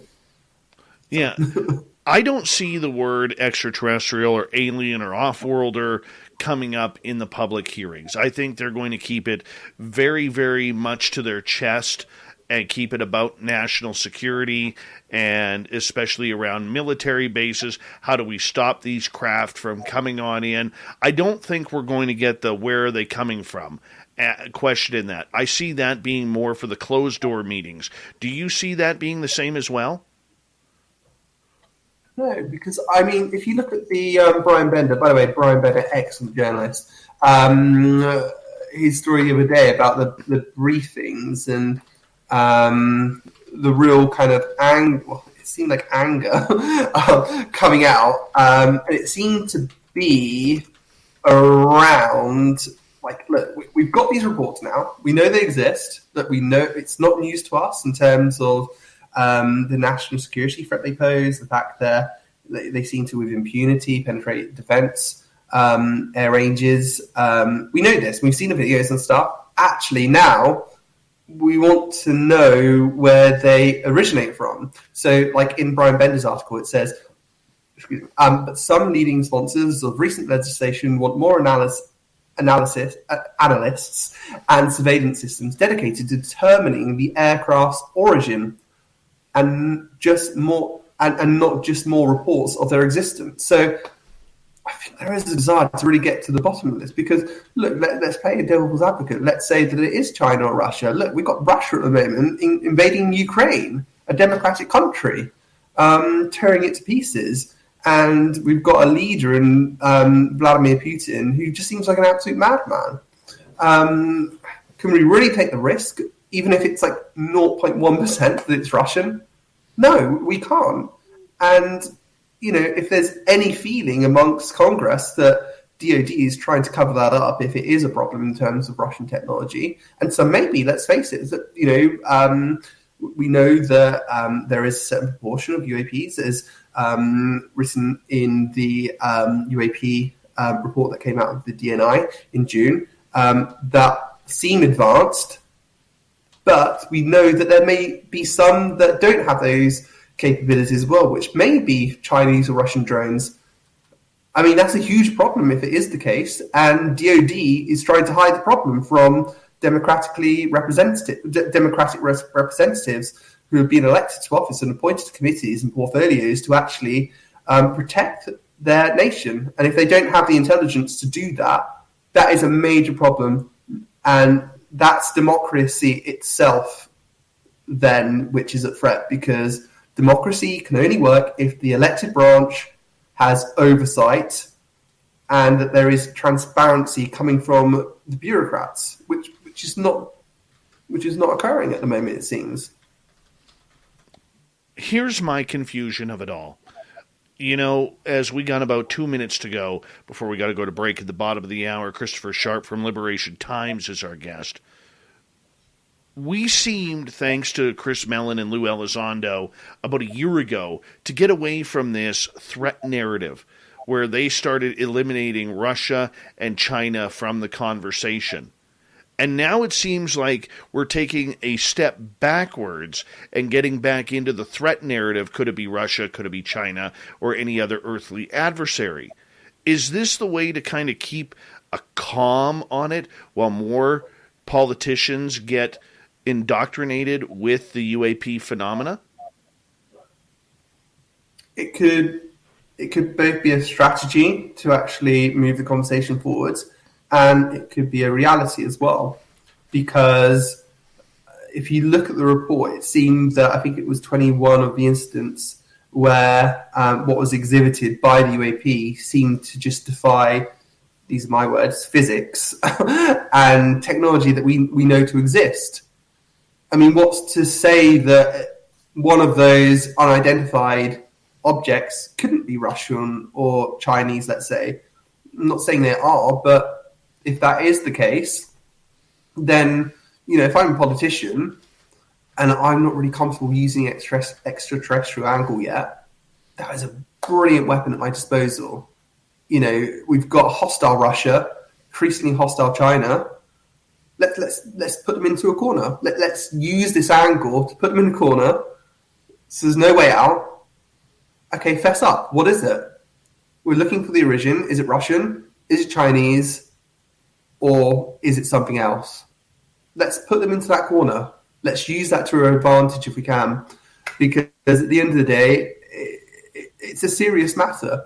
And it is a defense issue as well, because if these things are actually harassing nuclear aircraft carriers and submarines as well, nuclear submarines, which they don't so much want to talk about in terms of the Navy, then that is a national security issue. It impacts what these assets can do. And also, which was brought up in the Tom Rogan article as well, is that UAP seemingly are able to detect nuclear technology. Okay, so if there are crash retrievals, what's to stop China and Russia to possess that technology and neutralizing the nuclear deterrent of the US? Christopher Sharp, we got him till the top of the hour here on Spaced Out Radio. He's from the Liberation Times, liberationtimes.com. We continue the UFO UAP talk as Congress of the United States opens up public hearings next week. Spaced Out Radio continues right after this. Dude, seriously, this is a fantastic show. Fantastic show. Thank you so much, my friend. Really appreciate you having me on. I'm loving it. I love waking up in the morning with it. It's beautiful. Well, I hope I'm doing you some justice here too, buddy. No, thank you. It really means a lot to me. I don't naturally have confidence. I'm not confident. Maybe that's quite good because I'm always myself. And dude, seriously, you are nailing it tonight. You are absolutely nailing it, and I don't care what anybody says. I think you need a standing ovation after this one. Seriously, it's been that powerful and that good tonight. Thank you so much, my friend. Appreciate that a lot. It means a lot. Oh, yeah. We're going to get to G West question when we come back from the break. And the next half hour is going to be really, really quick. So when I say goodnight to you on the air, just hold off until we go to break, and then I'll say a proper goodnight to you or good morning to you during the break. It's nice to see the daylight coming up through the curtains there. Kira wanted to know, are those dragons or are those dinosaurs in the background by your television? Dinosaurs. They're dinosaurs. My son loves dinosaurs. My wife is Filipino, and they have these like big cabinet things in their country, and they're fabulous. And we didn't really have anything to put in our one, so we had a bunch of dinosaurs because my son's got so many dinosaurs. We just chose to. It looks awesome. Those there. It looks awesome, man. All right, Joe is asking the toughest question that you will get all night. What's your opinion of eating breakfast foods for dinner? Breakfast foods for dinner? I mean, toast. Amazing pancakes are amazing.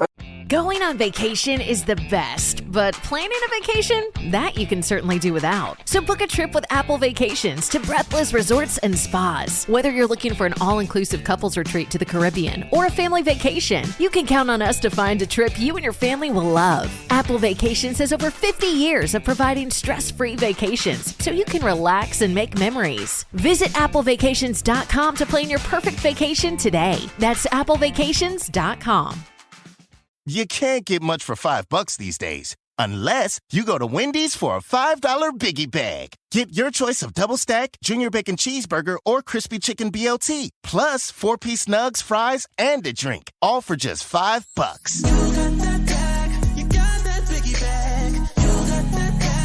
That was smooth, wasn't it? That's how you're going to feel when you get that Biggie Bag at Wendy's. U.S. price and participation may vary. Includes 4-piece nuggets, small soft drink, and small fry. Prices may be higher in Alaska and Hawaii. I mean, what's to stop you from doing that, you know?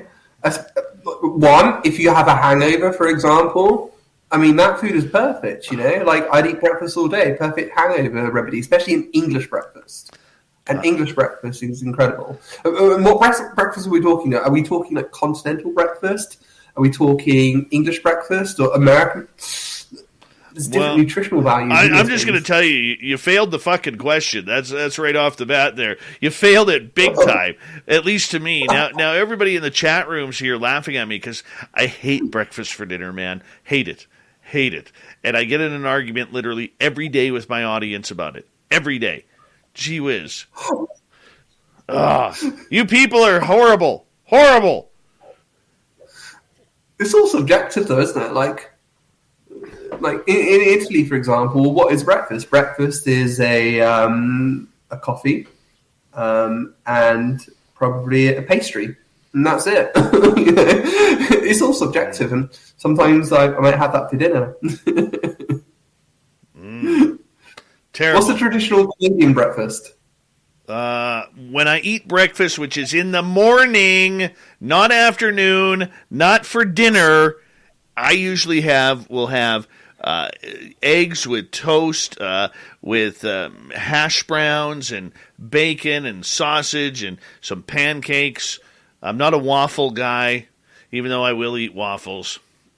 Yeah, I'm reading the comments in the chat room right now, and all of you people are sick.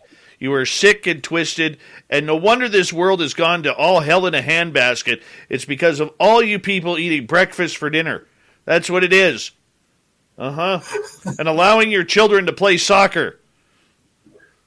What? Yeah, it's on, man. You got me with the breakfast comment. Now I got to bring soccer into it. Haven't Canada just qualified for the World Cup?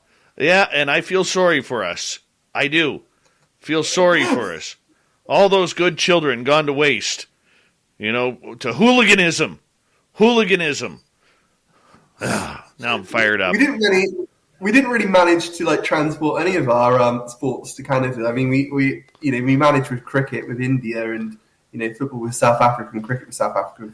Rugby and stuff like that, but it doesn't really seem to have caught on in this in Canada in terms of our sports. We had an influx of people here, so let me quickly say hi to Tokeland and Patrick McGuire. Thank you for being the only listener we have tonight with sanity, saying, I'm with you, Dave, on not eating breakfast foods for dinner. Thank you. I appreciate that. Gorgeous Jenster, Sweet Tony D in the UK. How are you, buddy? And who else has joined us here? Looney, nice to see you back. And I think that's it right there. I want to say a big thank you tonight to our super chatters, Thomas, Snakes on a UFO, Mennonite Abe, Jefferson, Cindy, Lucy, Ken, Obi Flet, Dry Toast, Road Flare, and G West. It's a great way to support what we do. High Mystics Walk. And we're going to get going here right now, everyone.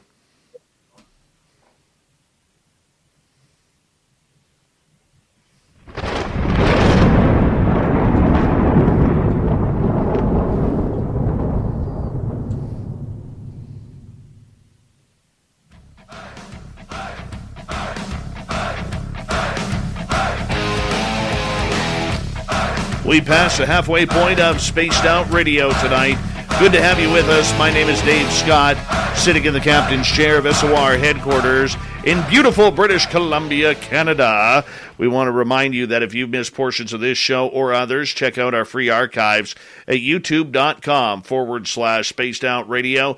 Do us the favor, hit that subscribe button. Our website is spacedoutradio.com. We have a plethora of features for you, including rocking out to Bumblefoot, reading Shirky Poo's Newswire. Check out our swag as well. Follow us on Twitter at Spaced Out Radio, Instagram at Spaced Out Radio Show, and on TikTok at Spaced Out Radio. We got Christopher Sharp from the Liberation Times. Until the top of the hour, we are talking about the government hearings on UFOs next week in Washington, D.C., a highly important topic that is going to bring out a lot of the big news about what we're hoping to talk about. UFOs. Real? Are they adversaries? Are they ours? Are they from somewhere else? Christopher, welcome back. Thank you, my friend. All right. Now, I'm glad our radio audience didn't hear the verbal brawl that we had during the break, you being a supporter of eating breakfast foods for dinner. Horrible. You know, your points dropped on me there, my friend. But I'll still call you a friend after that, you know, even though you insulted me in my show. But nonetheless, let's get to a question from our audience member, G. West here. Would you predict that they will release more official videos, photos, evidence before the end of the year? And does the hearings on Tuesday speed up the release of data to the public? That is such a good question. It's a difficult one to predict. If you look at the statements that were provided by... Let's look at the statements that were provided by... Let's look at Adam Schiff. So let's have a look at what he said. There's still so much to learn about unidentified aerial phenomena and the potential risks they may pose to our national security. But one thing is for sure, the American people deserve full transparency, and the federal government and intelligence community have a critical role to play in contextualizing and analyzing reports of UAPs. And then he goes on to say... He says that the purpose of this hearing is to give the public an opportunity to hear directly from subject matter experts and leaders in the intelligence community on one of the greatest mysteries of our time, and to break the cycle of excessive secrecy and speculation with truth and transparency. I'm grateful to Congressman Carson for his continued leadership and push for transparency on this important issue. So the word transparency comes up quite a lot in terms of the statement that he's actually providing. And in answer to the question, I think that is the intent. I'm speculating here, but that is the intent. And actually going further here, in what we were speaking about earlier in terms of vindication before the midterms take place in November, and when that public report is due for release as well, I think they will look to... I think the aim is perhaps to look for the reclassification of videos and to get some stuff out. I think that is the intent. And I'm hoping that occurs. And then also you have to look at another side as well, the flip side. So Jeremy Corbell.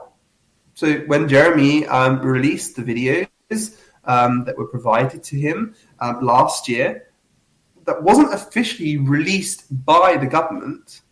However, it was confirmed by the government that it was actual footage. Except for the last video. Except for the last video. Yeah, of course, yeah. But we could have a situation like that play out. That could play out. So, footage could be leaked, perhaps, and then confirmed by the DoD. Or we could have a real drive in Congress to actually push the release of more footage to actually vindicate what they're doing. And I think they are desperate for people to see what they're seeing, especially if it is kind of like non-classified material. I mean, a lot of this stuff may not be classified. It might be sitting on classified systems and servers, but the actual material itself may not be classified, especially if it's taken from iPhones and stuff like that. So I see no reason to release some of the footage at least. We want more videos. We want more evidence. We want more of everything. But the problem that we have, especially within the UFO community, is it doesn't matter what videos come out. It doesn't matter what any insider or fighter pilot comes out. There is a a good portion of the UFO population that is really saying, we're not believing anything anymore. This has gone to all hell in a handbasket. I'm not trusting anything that comes out of the government. I'm not trusting anything that comes out of any so-called whistleblowers' mouths, and I mean, we've seen what Lou Elizondo et al. Have gone through over the last year and a half, especially. Are we going to believe if anything comes out? Do we have, we've seen Lou all of a sudden decide, you know what, screw this, I'm going back into the dark and do the work that he needs to do behind the scenes now, rather than as a public figure. Do we need any more evidence? Are we good enough to get evidence, or have we already closed that door because of the way that we're not accepting the information? Really, really good question.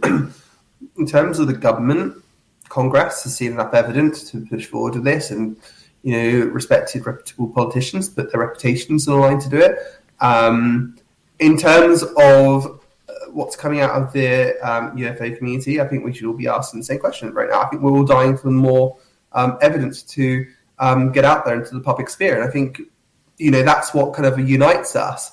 But I think, as I mentioned before, some people are not attacking the topic. They're attacking characters. They're attacking Lou, they're attacking me, they're attacking a lot of others as well, instead of the topic itself at hand. And that makes me really, really sad. I mean, you have to question people's agenda, actually, why they're on here. Like, who goes on to UFO Twitter just to attack Lou all day? I'm sorry, but I'd rather spend time with my son than spend 2 hours of my time arguing with some troll on the internet saying this kind of stuff. And I think in terms of trust of witnesses and government, I mean, it's nuanced. I mean, in terms of witnesses and stuff like that, it takes an incredible amount of courage to actually come out and have the limelight on you and speak about what you saw, because they're in a very vulnerable position. They've served their country in many cases as well, these veterans who have seen what they've seen. And I think they should have our utmost admiration. And, the same goes for Lou as well, who's a veteran. And I think this whole kind of lack of trust in the government, yeah, I mean, a lot of it you could say is justified, but then government is nuanced. So politicians, when it comes to national defense issues, they have no reason to lie. This isn't something that they've taken on, like I said, with Kirsten Gillibrand. Her constituents in New York aren't dying for her to speak about this topic. She's done so because she's seen the data. So she has no reason or agenda that I can clearly see to lie to us. Lou is not a one-man band. There are plenty of others behind the scenes briefing Congress about this that all agree that, this needs to finally come out. But I think in terms of, people questioning these politicians, I think it comes out. I really think it comes out of the QAnon movement and the impact Trump has had on America, perhaps, in terms of trust of government and politicians. And that makes me really sad, especially when it comes to national security issues. Yes, politicians can lie, especially when it comes to other interests and stuff like that and scandals. Yes, that does take place, and I've seen that myself. But on national security, simply there is no time to mess around. And this is a bipartisan issue. Everyone agrees with each other, from Carson on the left to Burchett on the right. They're all in agreement that something real is happening. And if you think they're all part of a grand conspiracy or they're all being misled by Lou Elizondo, then, I mean, you need to see your therapist. But I think in terms of if you don't trust the DOD, let's say, or let's say some people within the CIA, that's a different question. That's government also. And I think you may have a valid point there in terms of trust, because especially if you look at the Air Force and you look at other agencies, they seem to have misled the public in terms of this topic. So you have a right to be aggrieved. However, you should not dump them all in together. The government is a giant apparatus, My wife is government. She works for the NHS, she's a nurse. But is she a politician? No. Is she a defense contractor? No. Is she working in the Ministry of Defense? No. it's just lazy people, really, just like dumping government into one thing. It's silly. It really, really is silly nonsense. Yeah, I was going to say something sarcastic there to end it about Nick Pope, but, we're going to continue on here. I think your final words said it beautifully. Let me ask you this. With Lou Elizondo now going into the background and into the shadows, basically saying, I've had enough. I don't need the threats. I don't need the battering that I'm taking on a public face here, and I can do better work and more work behind the scenes, out of the public spotlight. Do we look over time now that Skyfort has closed its doors to another project coming forward, or do we search now, waiting for the next Lou Elizondo to come forward? Firstly, I just want to give a shout out to Skyfort. I mean, Sean, Jake, Jesse, they're fantastic guys, and they don't look for the attention, but what they've done behind the scenes is actually extraordinary. And I hope in the years to come, people can learn about that and how they've really sacrificed their lives. Not their lives, sorry, but they've really put their time into this. They've made a lot of sacrifices in their lives to actually do this, and they haven't made any money out of it. And I think once people find out, hopefully, what they have actually done for the cause and moving the ball forward, I think a lot of people are going to be absolutely just so thankful for the role that they played. In terms of what comes next, I mean, we'll have to see. I think, the USA is just one country. We've got, Canada as well. Conversation needs to start happening there. It's picking up. It seems that the signs are there. We could talk about the UK. Look, we're even talking about India, the biggest democracy on earth. We're talking about China. And all these countries need to start coming together now, and hopefully that can start happening, and we can see some more. We can see some more stuff happening in terms of Project Titan, for example, with San Marino. And we can't mess around anymore. We can't mess around anymore. We're not living in the 18th century anymore. We can have just wars and play countries off against each other. One mistake now, and we face nuclear annihilation for the entire planet. There's something bigger now, and I think a lot of congressmen actually get this. They're like, look, there's a bigger picture now. Russia and Ukraine, time to stop messing around. Russia, we know that you're having the same issues. Chet's mentioned that. China, we know that you're having the same issues. Let's come around the table. Let's stop playing these silly games, which is threatening to annihilate the earth, and let's come around the table now. So on that note, hopefully we can see some more international leaders come out and talking about this. So perhaps people from British, ex-British personnel, for example, talking about it, Canadian as well. So we might have Lou Elizondos in Canada, Lou Elizondos in the UK, and hopefully we can see those conversations starting. In terms of Lou and who's going to be filling his shoes, I think a lot of people are put off because they've seen what Lou's had to put up with on Twitter, and it's horrible. It's bullying. It's online bullying. I know that Lou wouldn't do that, and he can stand up for himself. And a lot of these people, frankly, if they were talking to Lou in person, would never say the things they were saying about him. And it's just like a lot of people with just mental issues projecting on him. Hopefully more do come out, but I think what we need to start thinking about next is actually how do we change the way that we have this conversation, and how do we actually prepare for a new reality when we actually we're facing in terms of we're not alone, and we need to become better. Humanity needs to improve, and Lou has a very, very good point that he doesn't have a lot of faith in humanity because, frankly, we've seen it for ourselves, and do we deserve this information? Do we deserve to kind of I don't know.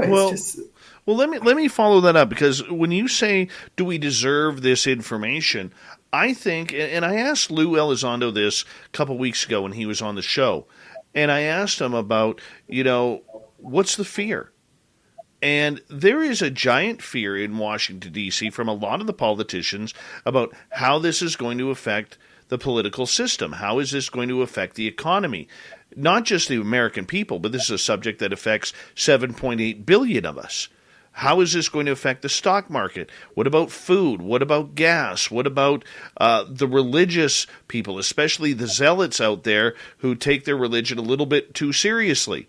I mean, there are a lot of different storylines that are on the line here with this one subject.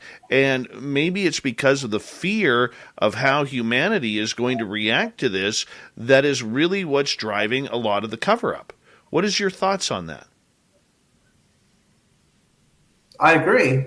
And also, I think in Washington specifically, there is a group of perhaps, let's say, evangelical Christians who do have an agenda. And they're actively, well, they have previously been actively trying to stifle debate. But perhaps, let's say, hypothetically speaking, there are now signs that they're ready to have the conversation. It's going to affect doctrine.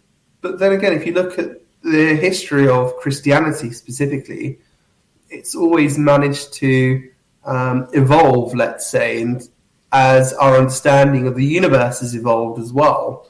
And I think we can get through this as well in terms of that. Stock market and other factors, I don't think it will necessarily affect that anymore. I think what you'll see is that you'll see a lot of people perhaps in denial. I mean, look at Nick West. You know, any information can come out. You know, you could have an alien get out of one of these vehicles that we see, and he'll probably still say it's a bokeh effect or something like that. You know, he'll try anything, and you'll get that as well with a lot of these hardcore religious people as well. And that's probably going to be a problem. And you know, we see already that you're going to probably get Mick Wests in certain religions and stuff who are going to outright perhaps reject what they're seeing. But yeah, I mean, in terms of like, do we deserve this and are we ready? It's kind of like, you know, Lou made the analogy before, you know, like you've got like a big gorilla in a cage, you know, and you're thinking like, okay, do I really want to let this loose? Do I really want to start engaging with it? And if you think about it, and the mob mentality and the way that people act and stuff like that, and how they're so cruel to each other, and it's just like, it's basics, really. It's what I teach my son, you know, at school, to be nice to. Going on vacation is the best, but planning a vacation, that you can certainly do without. So book a trip with Apple Vacations to Breathless Resorts and Spas. Whether you're looking for an all-inclusive couples retreat to the Caribbean or a family vacation, you can count on us to find a trip you and your family will love. Apple Vacations has over 50 years of providing stress-free vacations, so you can relax and make memories. Visit applevacations.com to plan your perfect vacation today. That's applevacations.com. Ask Gregory is a financial podcast from the guys who bring you Winning at Life with Gregory Ricks. Something that's come up on the show over the last 10 years is that if you're not at your old job, maybe your 401k shouldn't be either. But do you really know why we say that? It's a funny thing. We put a few $100 in our 401k every month. It ends up to be thousands of dollars every year, hundreds of thousands of dollars over our career, and you don't really know that much about it. How do you invest it? How do you diversify? What do you buy? What do you avoid? You've got a financial situation and you're not quite sure what to do. Ask Gregory. Ask Gregory is our new podcast with these financial topics broken down into specific little chunks. So if you have a financial situation or you just want to learn more about money, ask Gregory. Find the Ask Gregory podcast on the Winning at Life app or wherever you get podcasts. Investment advisory services offered through AE Wealth Management, LLC. The firm is not affiliated with the U.S. government or any government agency. Others to think about how your words can impact someone's day and their mood. It's just like basic stuff, you know, and we've got a long way to go. And if there is another, you know, civilization out there thinking, are they ready? Are we ready to make public contact with them? I think we need to start thinking about that. I think we need to start thinking about that too, because if we don't, I mean, how does it keep the door open? How do we bridge the gap? I mean, the economy is one thing. That we know that the military, doesn't matter which country in the world, because we are still in a military-industrial complex, any military in the world is going to want to get that technology. try to reverse engineer it to see what they can do to get the upper hand. I mean, we could sit here and say we're all ready. We're all ready for ET contact or to find out what these craft are. But is it for the best of humanity right now? That's another question that these people are going to have to face. Yeah, I agree. It is the questions they're going to have to face. And, part of what Tom Rogan's article is talking about, as I was mentioning, they're able to detect nuclear assets, from submarines to missile silos and stuff like that. They're able to detect them. Okay, what if the Chinese are their own reverse engineering program and they manage to have that capability? That would neutralize the nuclear deterrent of America. And they'll, if Putin wanted to, he could take out the USA without any impact on Russia, perhaps. I mean, that's how serious this matter is. It's been demonstrated from my understanding, and it's just silly. I think, like Lewis alluded to, we need to start coming together now with those other countries. And, we're sometimes talking about despicable countries here that have got appalling human rights issues, but we need to come together. We need to come together. For me, have you ever watched an episode of Star Trek when they go to a world where sometimes on episodes, like they go to like another planet and it's like, oh, we don't like these people, or we don't like these people, and it's kind of like, it just seems all pathetic. And you can see clearly it's holding them back and stuff. These silly little disputes and stuff that they're having, and I don't mean to downplay that, because a lot of these disputes aren't silly, because we're talking about people being killed and being tortured and stuff like that. But I think the only way that we remedy this long term is to actually start talking with each other and have dialogue and understanding. And it's time to come together now. We can't mess around as a world anymore. We're on the brink of nuclear destruction at the moment. All it takes is one wrong calculation in Ukraine at the moment, and it could mean the end of everything in terms of our planet. 2 minutes to go here. What do you expect to happen on Tuesday? I expect more questions to come from it than answers. I expect a lot of frustration. I think you're going to see perhaps anger come out of some of the members of the committee in terms of how they asked the question, because I think they've been given the runaround by AI, MSG, and certain people within the Pentagon. So we'll see a lot of that come out. And I think just watch out for the answers as well that are given by Moultrie, and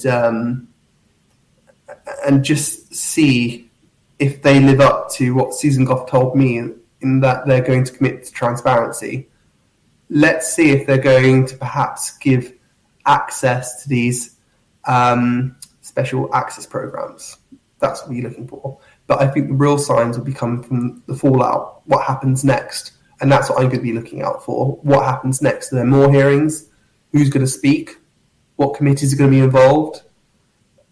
And also look out for the media interest as well. We're talking about mainstream media pickup here. How far does it go? Do we have Tucker Carlson interviewing Lou? And is this something to finally capture the attention and really spur the topic on? Honestly, it's going to be a nightmare watching the Brillo pad hair dude Nick Pope steal everybody else's lines for his own popularity.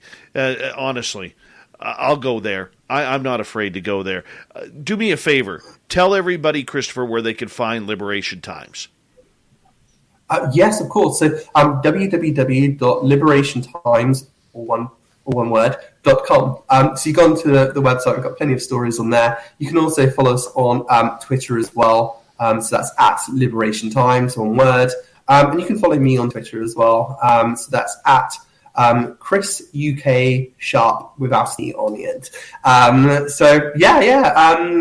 If anyone wants to chat to me, DM me and stuff, I'm more than happy to engage with people for the most part. And I know I haven't sounded like this tonight. There are some amazing people in this community, and I've made so many friends. Good. You know what, Christopher? This has been an amazing first-time interview with you tonight. We will be talking to you and reschedule you for Tuesday next week when the hearings happen in Washington, D.C. So we will talk to you then, and very much appreciate yours coming on the air with us. Coming up next, Swamp Dwellers back. We got Super Duke from World Bigfoot Radio. We're going to go across Canada with The Shift and Shirky Poo's News. A busy hour 3 on Spaced Out Radio next. Fantastic, buddy. Fantastic. All right, so we're going to... I know... who do we have for next Tuesday? Christina Gomez will be here next Tuesday, so I'm going to talk to her, and we're going to get you to join in with us, not for long, okay, just for maybe a 15, 25 minute update on what happened that day, and I think she'll be okay with that, and we'll get an update from you on that. On the day's events, and maybe what we'll do is we'll do that right off the top of the show, and then you can go get some sleep for another couple of hours. And are you cool with that? Absolutely, my friend. That sounds all great, right. And thank you so much for having me on. Add me on Signal. Let's chat soon. Yeah, I added your number, but it didn't come up on Signal for some reason. Okay. I was wondering that. I'll try and add you soon here. Okay, we'll talk. And fantastic interview. The crowd is loving you. I mean, if you go into the chat room, they're all giant fans of yours, my friend. You did extremely well. Thank you so much. Oh, thank you to yourself, and thank you for everyone who watched me. I really appreciate you guys. Just thank you so much. It means a lot to me, more than you could ever know. Thank you. We're going to do this soon, my friend. You take care. You too, my friend. Take care. Have a fantastic night. You too. And we'll speak soon. Take care. Bye-bye. Fantastic show. We had a great show here. Super Duke's coming on up. I'll be right back here. And Duke, do you want to? I'll bring you in, Duke, so that way you can chat with the audience and they can stare at your beautiful hair. My horrible unwashed hair. It's not curly. What's up, everybody? How you doing tonight?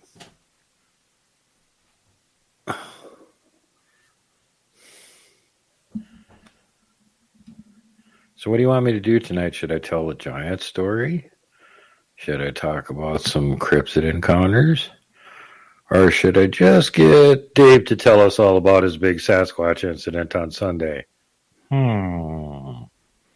Put in your votes now. Hey, Digger, Abe, Ann, D, Brown D, Grantavius, XXXX Snacks.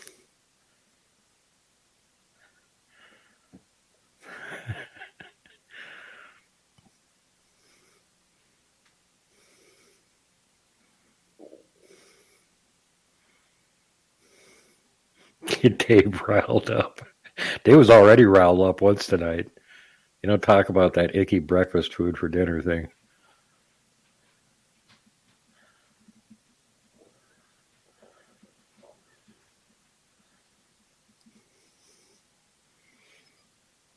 Yeah, Downshift. I need to do a show about them. They are the Batutut. That's what they call them. And the main reason they ran into them is because they were in areas of the jungles that humans didn't usually go into, just because they were fighting with each other. So they started running into them. Black D.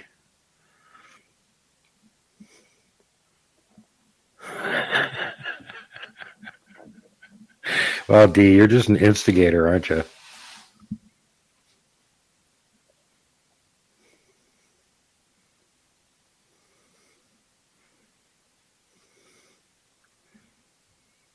Hey, Jenny.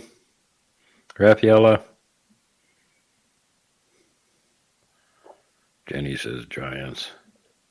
I don't know if we have enough time to do a giant story tonight. The ones I got are pretty long.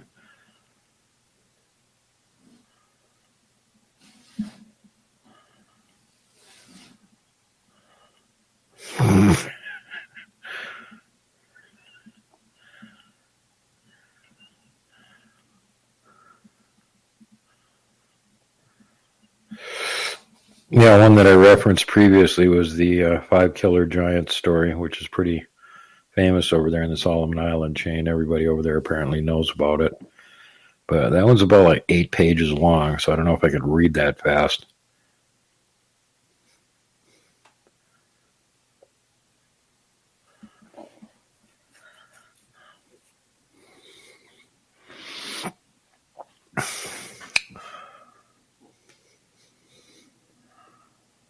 Did Dave talk about his finding footprints thing on the show last night? Nicole!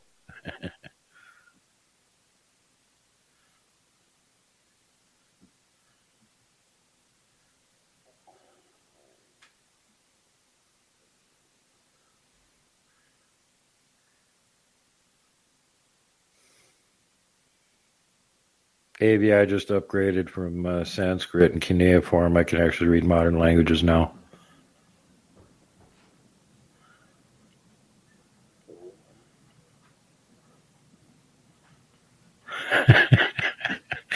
Everybody's having fun putting in their lives. Putting in their answers. 3-minute Swamp Dweller. I went with a short one tonight because I do have to get going at the bottom of the hour to go right across Canada. All right. Fun. Road tripping. Woohoo. Oh, I got an update on our prints. My buddy Mike went up there yesterday. He had a feeling on the entry road that you turn into where the prints are about 5 kilometers up, so 3.25 miles, and he decided right at the beginning of the road. Would you like to connect with us? Head to spacedoutradio.com for all your latest show info. Now, back to Dave Scott and SOR. Third and final hour of Spaced Out Radio is now underway. My name is Dave Scott. Thank you so much for taking the time to join us. We really do appreciate earning your listening ears wherever you are on this beautiful planet we call Earth. Hello to everyone listening in on our terrestrial affiliates around North America and digitally on TalkStream Live, Odyssey Radio, and KPNL. All of our archives are free. Join us at youtube.com/Spaced Out Radio. Do old Davey the favor, hit that subscribe button. The Desert Clam has hit the password for tonight in the SOR Space Travelers Club, Zistus. Zistus is your password. Use it wisely, Space Travelers, as the Clam sets a password each and every night right here on Spaced Out Radio. Our website is spacedoutradio.com. We have a plethora of features for you. Rock out to Bumblefoot, read Shirky Poo's Newswire, check out our swag as well. Follow us on Twitter at Spaced Out Radio, Instagram at Spaced Out Radio Show, and on TikTok at Spaced Out Radio. It is time once again for us to head into the swamp. Our resident swamp dweller has another spooky story for us. Hi, Spaced Out Radio listeners. This is Swamp Dweller. It's time for your nightly dose of spookiness on the show. If you have an interesting encounter or a spooky story that you would like to share, be sure to submit them in at swampdweller.net. You can also find our YouTube channel at youtube.com/swampdwellerreads. Now, let's chill out, relax, and together, let's enter the swamp.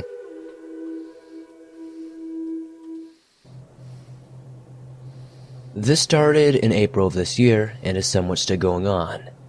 My husband and I bought a cabin on 7 acres of land. It's part woods, but the majority is open fields that partially are fenced. There is a tree line that separates one side of my land from a neighboring farm.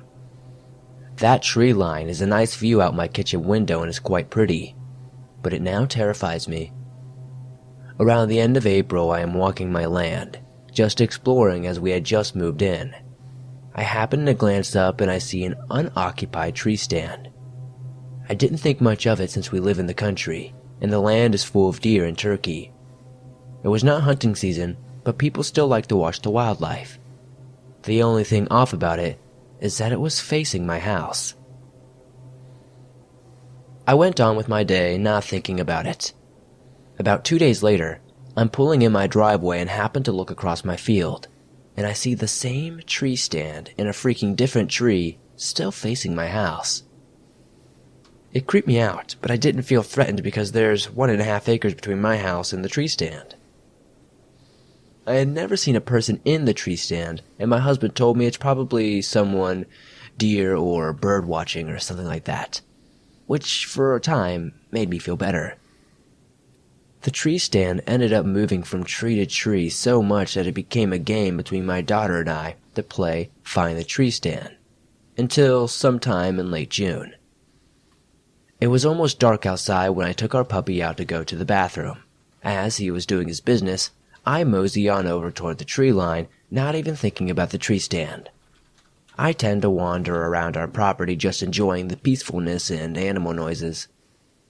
I am not good with determining distance, but I guess I was about 25 feet from the tree line when I see him. A man with what looked like either a camera or binoculars around his neck. I couldn't make out any details because it was almost dark. I truly don't believe he knew that I saw him because I didn't react to him. I was walking diagonally toward the tree line and could see him out of my right peripheral. I pretend like I don't see him and mosey my way back toward my house when I hear a creak of the tree stand and I see him scurrying down the damn tree. He had to make it down the stand, which gave me a head start, but he was frantically making his way out of the tree. I looked back one time and saw him at the edge of the cattle fence looking at me. My husband searched the property line for him but didn't find him. My daughter no longer stays at home alone, and I carry my pistol every time I go outside. I hate having to carry a weapon on my own property. I feel as though I'm being watched, and it's not a good feeling. We still see the tree stand, and it has moved from tree to tree. Sometimes we can't spot it at all, which creeps me out even more. Oh, absolutely freaky. You imagine that happening on your own property? That's why we love the Swamp Dweller around here. He is always giving us a spooky story, and you can always follow Swamp Dweller on YouTube. Go hit subscribe on his channel, which is youtube.com/Swamp Dweller Reads. And speaking of spooky, we got the man, the myth, the legend, Super Duke from World Bigfoot Radio coming on in for another cryptid report.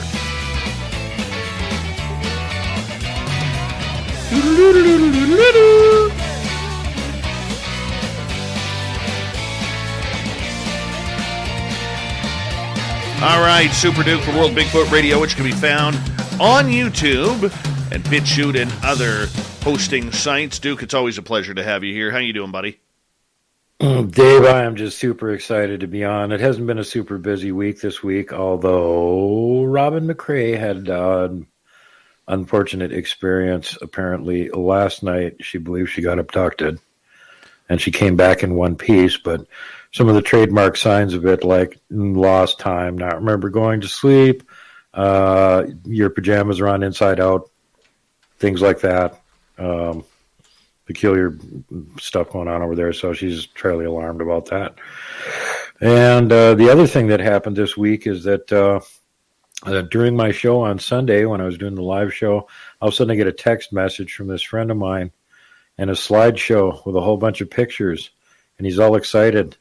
It's a researcher I know up in British Columbia who just found some juvenile Sasquatch tracks. And we've got him here with us tonight. It's Mr. Dave Scott. Yes. Yay, Dave! Thank you. Those are really good. Good. Thank you. The only thing I had to complain about is you didn't have a tape measure with you. Shame. We're going back. Shame. I'm going back on Thursday, and we're going to cast the tracks. We're going to measure them. We're going to take proper detail of them. The beautiful part about it is the road where we found them on, it's not a highly traveled road. Very so good. They'll probably still be there if they don't get rained on or something. Yeah. The other thing that's important to take note of here is the film it if you can. Get video, film, and measure the distance between the tracks. So you've got the step, and stride length, because those were very, very small tracks. You're, 6-7 inches long. They were. They're about 10 inches. 10 inches. 10 inches. Yes. 10 inches. Well, you're talking about one there that's. Probably between 1 and 2 years old, so it's a little toddler, basically. Well, I'm going to give you a little bit of an update.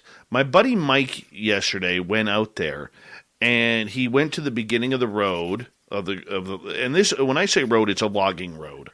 And he turned off on the logging road to go up to that area, but he got that feeling that he needed to stop about 100 meters into the road.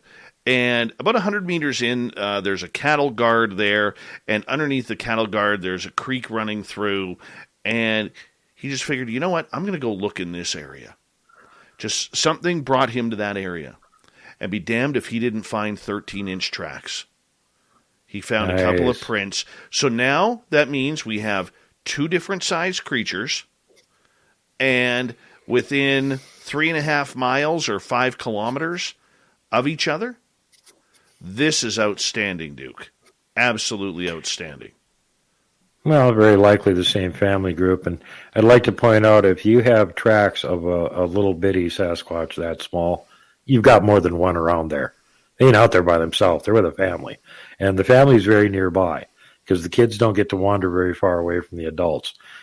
Going on vacation is the best, but planning a vacation, that you can certainly do without. So book a trip with Apple Vacations to Breathless Resorts and Spas. Whether you're looking for an all-inclusive couples retreat to the Caribbean or a family vacation, you can count on us to find a trip you and your family will love. Apple Vacations has over 50 years of providing stress-free vacations, so you can relax and make memories. Visit applevacations.com to plan your perfect vacation today. That's applevacations.com. Ask Gregory is a financial podcast from the guys who bring you Winning at Life with Gregory Ricks. Learn the ins and outs, do's, don'ts, rules, and tools of the financial world. So if you have a financial situation or you just want to learn more about money, ask Gregory. Find the Ask Gregory podcast on the Winning at Life app or wherever you get your podcast. Investment advisory services offered through AE Wealth Management, LLC. The firm is not affiliated with the U.S. government or any government agency. They got mom watching them all the time, or heaven forbid, dad's visiting, Mr. Stern, and he's keeping an eye on them. So they don't wander off very far. And yeah, you know, if you've got kids around there, you've got female, there's probably more than one offspring, and then there's the male wandering around somewhere. So, you know, keeping in mind, though, with ones that little, they can be super protective of them. So be careful with that, even if they're not that aggressive normally. They're very, very aggressive around their kids. So, and the fact that you managed to find those little bitty tracks on, you know, where was it, a trail or an old, like, single-lane dirt road or something? Yeah, single-lane dirt road. Yeah. Yeah, that's pretty rare, too. They must have been taking a trot along there for some reason. They usually tend to stay off any kind of trails or roads or anything that humans make. They'll parallel them in the woods a little distance away. So that was unusual too. Great find. You don't usually find ones that size. I found them in my research area like 2 or 3 times that are, you know, that size or littler. And we know where they actually let their kids play around. So we can go up there and find, you know, juvenile tracks and stuff. But yeah, just finding them randomly on some dirt road out in the middle of nowhere, man, that doesn't happen very often. That's a real rarity. Good job, Dave. Well, you know what? It's something that I am very much looking forward to getting back out there. I am very excited about it. And you know what? I'm going to be setting up, I'm going to be moving my gifting site to that area. We're probably going to set up a secondary gifting site now on that road, so that way we could start building the communication and start everything. So now that I know that there's little ones there, I will bring out a lot more toys. I will bring out a lot more shiny objects out to that area, even maybe a mirror where I could maybe get a nose print or some fingerprints or something along those lines, and we're going to set it up very nicely in order to do that, Duke. And, you know, the area that I found it in, over the years, that entire area has been a really big hotbed for moose. There's a lot of birch trees there, and if you know anything about moose, they love to eat the bark and make their markings on the birch trees. They'll scratch them up with their antlers, and they will leave their mark for especially the bulls, for the cows, in order to try and, you know, steer away any smaller bulls, but also attract the cows for breeding. And the other signs that we get around there quite a bit are not only porcupines, but wolves as well. So the interesting part about it is, in that area, which is usually covered in wolf tracks, I haven't seen one wolf track yet. There was a lot of deer tracks, a lot of moose tracks, which makes it very, very interesting. There were some coyote tracks, didn't see any cat tracks, one small bear, but the fact that there is a lot of deer track and moose tracks around there, that provides a food source, Duke. Oh, yeah. The other thing I would look for is where's the water supply and where's the good cover for them, because that'll give you a much better idea on where they are in that area. If you got the little one walking around on that road like that, that could be pretty close to where they're hanging around. You wouldn't expect him to be traveling very far. Well, the problem is I don't know what the perimeter is. I don't think any of us do. Like, what is their area? How far is it? Like, for instance, a bear covers what I believe there's one bear per 5.5 miles. You know, that's their territory. Cougars are the same way. I don't know if Sasquatch is like that. Bears about 1 per 40 square miles. Depends on what the food sources and resources are like. If they don't have to move very far to get enough food, they don't move very far. They're not dumb. You know how lazy bears are? Sasquatch are even lazier. You know, they don't go do anything if they can sit still and get food somehow. So if their area is sparse with food, they have to move around more in order to get it.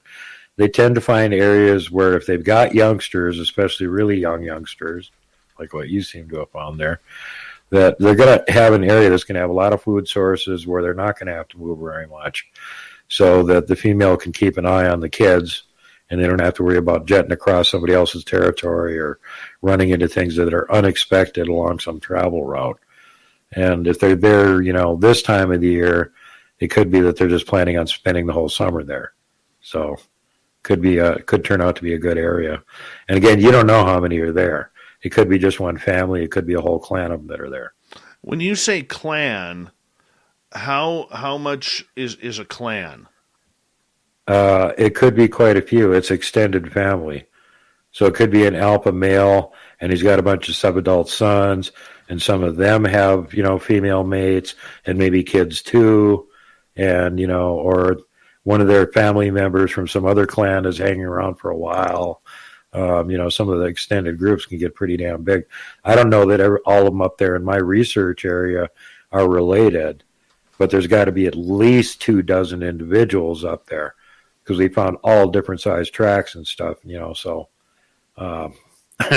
plus caught about 12 of them on video at one point. So, you know, there's at least that many, plus a dog man up there. Well, I haven't seen anything to do. I haven't seen anything to do with Dogman up there yet. The Dogman reports that we have had are are way east of this. Yeah. They aren't in that area per se. Now, you probably don't have to worry about them. I mean, most of the time, you know, it isn't like they're at war with each other or something, but the Sasquatch and the Dogman aren't like hanging around all the time. They're not like best buds high-fiving it when they walk past in the woods or something. You get some of them that probably hang around with larger groups, and most of the groups of Sasquatch probably don't have any Dogman anywhere around them. You know, they're not all friendly either, so won't necessarily put up with all of them. What do you recommend for a gifting site? I know you're not big into that, but what do you think? Well, you know, I mean, basically, since the ones up in my area started gifting us first, and we figured out what was going on, and then started leaving them things. And, you know, don't leave them food. They don't need it. There's no way you can feed them enough. You can bring out a refrigerator full every day. And be careful with what you leave as far as like things for them to interact with or play with. You've already established they've got at least one little squatchlet running around there. And they're like human kids are. It looks pretty. Maybe it's food. I'll put it in my mouth and try and eat it. And keep an eye on that. Don't leave things there that like little ones could assume that's some kind of delicious candy and eat it. Yeah, I don't. We had somebody else that left a little, like a baby doll at their gifting site, and apparently one of the little ones had been playing with it off and on. And over the course of like several visits up there, every time they went up there, it had less toes. Whoever it was playing with it was nibbling the toes off of it, apparently. Well, you know what? We're going to leave something there. We're going to do something in that area, and probably I like the idea that it's a hell of a lot closer than my other gifting site by about 20 kilometers. So, well, that's handy. That's way handy. There. Yeah, it's way handy. And the only other issue is that come hunting season, I know that area is hunted. You very rarely see vehicles along there, but you do see them every now and again. Like I said, it's not a very popular road along the tracks, but I mean, Duke, when you're getting 6-inch round moose tracks in that area, that's going to attract people very, very quickly. Yeah, big honking moose. They're starting to make a comeback in my research area up here in the Sapphire Mountains, too. The last couple of years, we've noticed more and more moose up there because apparently something's happening to the wolf population. Whoops. Suddenly more moose. And moose are more dangerous than wolves are. But if there's no wolves there, that's interesting because there should be, with such a plethora of deer and moose and, food resources available, one would expect that there would be predators there. And again, that's a sign that the Sasquatch are probably pretty much living there because they tend to not let predators hang around where they are. Well, or they could get on the menu. Small bears and stuff, that's on the menu. Honestly, I think that it's an area that, don't forget that if you go a little bit further west, it was decimated by the forest fires. Decimated by controlled burns and the blaze that came within about 10 kilometers of our town last year. I mean, 10 kilometers for a forest fire is not a far distance. It's about 8 miles. Okay, we're not talking about a great distance here. And it doesn't surprise me that there isn't wolves there just yet. But with the amount of deer and moose tracks, it's not going to surprise me until we see some sort of action. And there is a lot of water in that area, Duke. There's creeks, there's marshes, there's lakes. I mean, we're talking about a very damp area. So there is water source. In certain lakes, there is fish. So I know that in one of the lakes that would be just southwest, the trout up there get up to between 10 and 15 pounds. Okay, nice. It's a trophy lake. So, I mean, they're in that area, which isn't a long walk per se. There is a lot of food source around there. A lot of food source. Yeah, if you got a swampy area sort of in there that's near where you guys found the footprints, go take a walk around the perimeter of it and see if you can find any tracks. Because those are the places they like to hide out. Yes. That's what we're doing on Thursday. And I'm very much looking forward to it and very much at ease with going back in there. And, I'll be honest with you, I'm going to head out there on the weekend as well.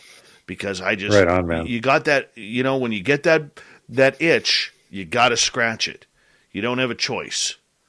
Well, when you find a hot, active area, you need to get your butt over there and investigate it while it's still hot and active, not 2-3 years later when they move to somewhere else. It could be that they're just passing through, too. It's not a guarantee they're living there. But all the signs sound really good. I would definitely go investigate that place. And I was so excited when you sent me those pictures right in the middle of my live show, by the way, that I actually announced it in the chat room right in the middle of my live show. Hey, Dave Scott just found some Bigfoot tracks over in British Columbia. So that's why when you popped up in there, everybody went, congratulations on the tracks, Dave. I know. I was like, how do they know already? How do they know? How do they know? Who's going to know? Nobody's going to know. They're going to know. Well, they knew. Yep. Well, that was big news. Holy bleep, Dave Scott got out there and found some tracks. Yeah, right on. Dude, and I have to say I got to thank my partner for Mother's Day because she's the one who wanted to go for a drive in the forest to look for wild animals. So it's because of her wanting to go for that drive that we actually found the tracks. Right on. Yeah. You know, that there's something to be said for what they call road squatching, just driving around, looking for structures, looking for anomalies and stuff. You'd be amazed how much you can find when you know what to look for, and you do that. And you get to like nice soft roadway with a nice soft bed on the side, and you slow down a little bit, and you're looking to see if you can find tracks. And one of my friends in Ohio did that. He's driving along, and he's like, there's a track right there. So he stops, fires up the camera. Hey, you guys, across that drainage ditch, there's a track right there. And then he gets out of the truck, and he walks over, and he films the track. Beautiful. Can't quite get across it, but there it is, and he's just driving around randomly looking. There's a 17-inch track because he's paying attention and looking for it. Duke, we have 10 seconds. Let everybody know where they can find World Bigfoot Radio. World Bigfoot Radio on YouTube, Rumble, BitChute, Odyssey, and I will be on tomorrow night with Jimmy Church on Fade to Black, so don't miss it. All right. Coming up next on Spaced Out Radio, we're going to head right across Canada on the shift with Shane Hewitt. Hopefully his beard and mustache combination is growing for the summer. Then we got Shirky Poo's news, a giant final half hour at Spaced Out Radio next.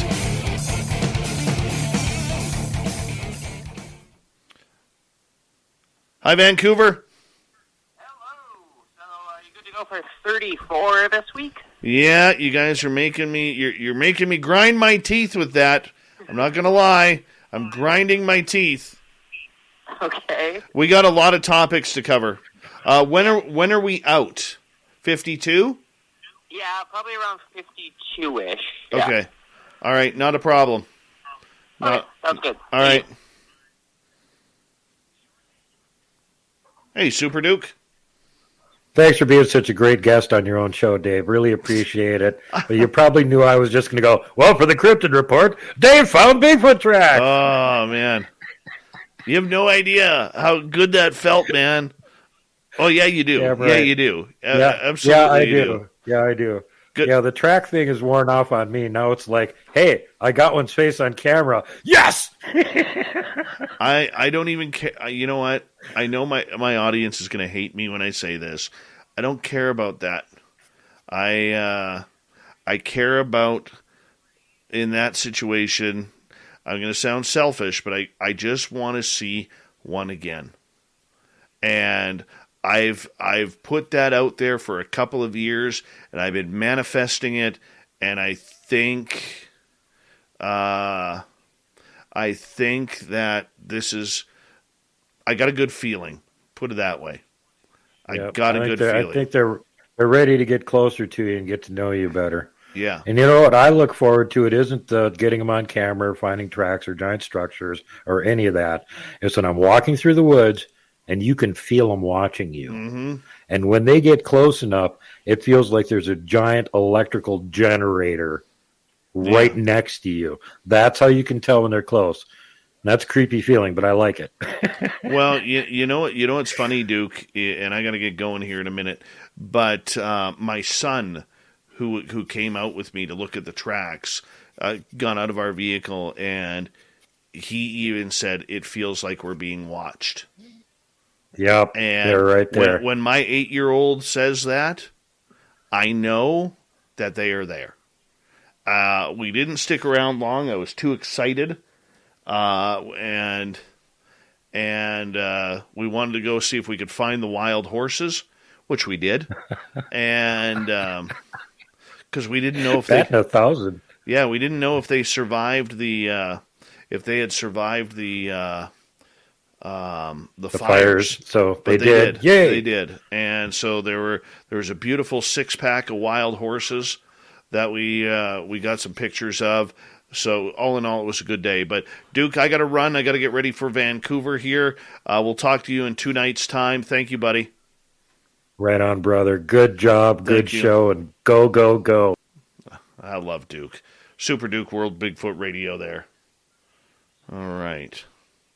So now I got to figure this.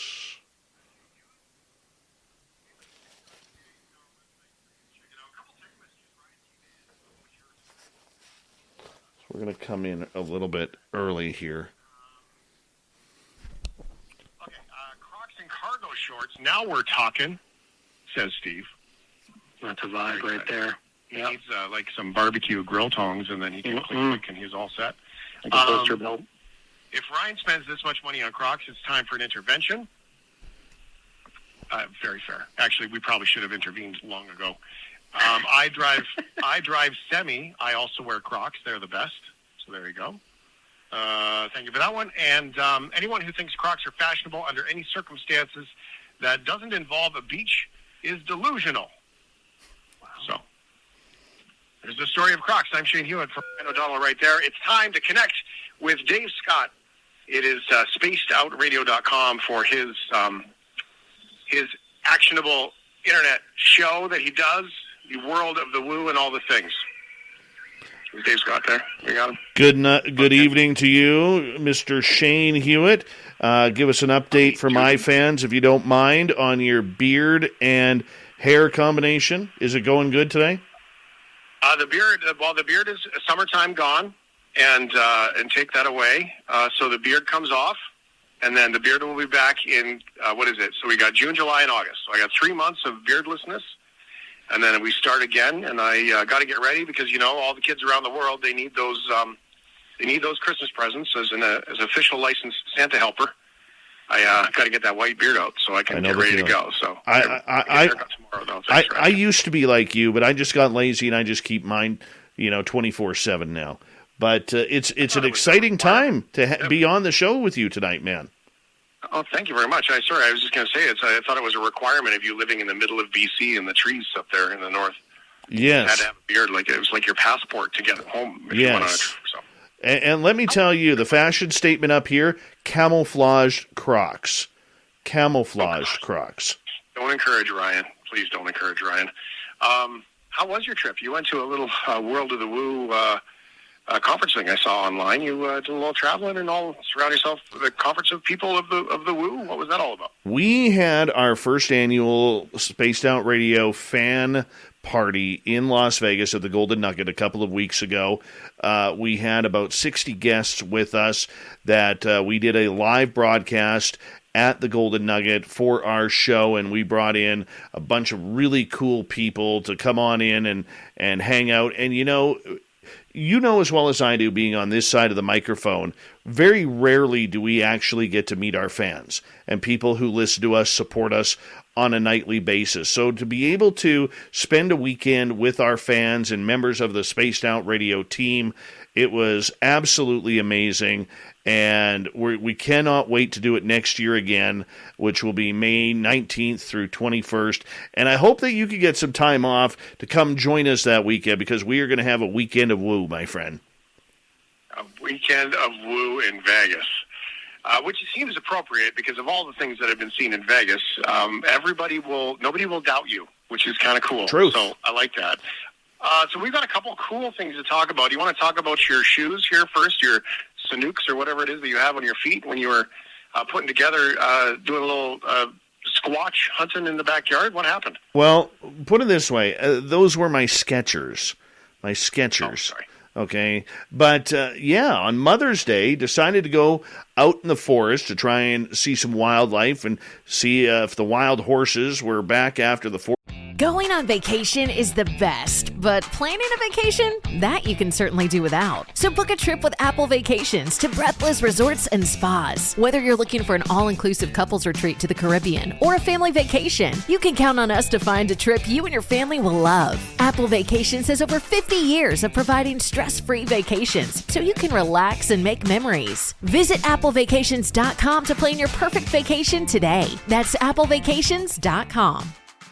Ask Gregory is a financial podcast from the guys who bring you Winning at Life with Gregory Ricks. Learn the ins and outs, do's, don'ts, rules, and tools of the financial world. From rising inflation and higher taxes in retirement to market volatility, your 401k to your IRA, your pension to your Social Security to Medicare. Got a financial situation and you're not quite sure what to do? Ask Gregory. Ask Gregory is our new podcast with the financial topics broken down into specific little chunks. So if you have a financial situation or you just want to learn more about money, ask Gregory. Find the Ask Gregory podcast on the Winning at Life app, the iHeartRadio app, Google Podcasts, Apple Podcast, or wherever you get your podcast. Investment advisory services offered through AE Wealth Management, LLC. The firm is not affiliated with the U.S. government or any government agency. First fires last year, and we come across this road, and I see these giant moose tracks. These giant moose tracks around. And I'm like, wow, those are big. Pull up a little bit further, like maybe 30, 40 feet, and I see footprints. So I stop my Jeep, I hop out, and I look down at the first print, and by gosh, there are toe marks on this 10-inch print. And I am like, okay, nobody's going to be walking around the frozen tundra up here in bare feet in the mud. And then I started noticing more prints. Found a total of 9 prints up there. We are going back on Thursday to cast the prints to see what they look like. Some of them we have to pull some leaves out of. But nonetheless, I've sent this to a number of my Bigfoot researchers that I know, sent the photographs, and they are saying that we have photographed the footprints of what we call a juvenile Sasquatch, maybe a couple years old. Now, I'm going to acknowledge the photos that you sent me, which, by the way, to everyone else out there, I bet you don't have a friend who sends you pictures of Sasquatch footprints in the middle of the day. But I do. Dave sent me these pictures. I've seen these photos. Can I post these photos on .ca? Absolutely. You go right ahead. Okay. Now, I'm going to describe them because you put your shoe down, and you are wearing camel pants, which is funny. And your foot's next to it. Your foot is a little bit smaller, not a whole lot smaller, but you can see the toes. And everyone who hears me on here, I am often skeptical. I ask the questions, and in this particular case, you can see the toes. And I almost find it more believable because it looks like there's almost like a snaggle toe there. That second toe from the outside kind of looks like it's a bit of a snaggle toe, which makes it even more believable. That maybe that's because it's not a perfect footprint, right? So that's kind of cool. I mean, there's only one thing that the photographs did not capture, and these footprints had a very high arch on them. So it was almost like the arch of the foot was going right up to the top because you could see the angle and how much the foot is pressed into the mud. Okay? But on the other side, it's not. Like, the arch of the foot came right up. It was kind of weird. Neat. Yeah, you can see it very clearly. All right, well, I'll post these up. Everyone can decide for themselves. When you get them cast, though, can you send me a picture of what the cast looks like? Because I want to see what this thing actually looks like as a mold when you see it properly. I'll do better. I'll send you one. Send me the mold? I'll send you. We're going to cast a few. If this is a good one, we're going to cast a few, and I will actually send you one because I don't have any either. I'm waiting to get some put in my studio, so there's no reason why you shouldn't have one in your studio as well. Oh, that's cool. I like that. Can I have a Spaced Out Radio sticker too? Yes. Okay, 2 of them. 2 of them. 2 of them? This is so fun. All right, there we go. Is there anything else to talk about the Sasquatch? Because I guess you can't do anything else now Well, there actually is. There actually is. And I have an update on this story. My buddy Mike went back into that area yesterday to kind of go out and look for the tracks. I showed him a map where they were, but as he pulled off onto the logging road where we go, he kind of got the itch that he wanted to check out an area right off the turn because there's a creek there, there's a cattle guard, And he goes into that area and he finds more prints. And these ones are about 13 inches. And now we have two separate different size prints between about 5 kilometers. So we have two areas on the same road, two different size prints within 5 kilometers of each other. Mm-hmm. Well, hot spot. Well, we got to investigate. Now we got an area, and now we're good. Yep. So, how do you really investigate that? What do you look for? Anything that's other than footprints or more footprints? I mean, obviously you follow the tracks to see where they go. If you could do that, I mean, that seems very sleuthy of you. But how do you guys do this next? Because, I mean, this is what the evidence says is there was a large naked foot there. Yes. And it doesn't necessarily say what beast it came from. This is the foot that's there. So how do you take that to the next level and continue? Like, are you looking for hair? Are you looking for something? I feel like I'm like in an NCIS. No, what we do. Remember back to what they do. And it's funny. I was just talking to a good buddy of mine, Duke Sullivan from World Bigfoot Radio on YouTube, and he is a master at collecting evidence, and I've talked to a couple other people. The next thing we do is we expand the search area. So this area was found on a logging road, which on the west side is probably 150 feet from a large marsh. We're going to go around there. Then we have to go to the east side, which is where the forest starts. And we have to look for everything there, from trees that are toppled over to other prints to maybe there's what we call structures. Sasquatch has been known to leave structure marks of lean-tos and X, like trees that form the shape of an X. And we look for anything that just looks out of the ordinary. Now, this is an area now where we will likely be there until the end of the year, when the snow starts falling in November, December, that we will be tracking this area just to see what else, if anything, pops up. I mean, these may be a one and done. There's a good opportunity or a good chance that that's what it's going to be. Or it may lead to more.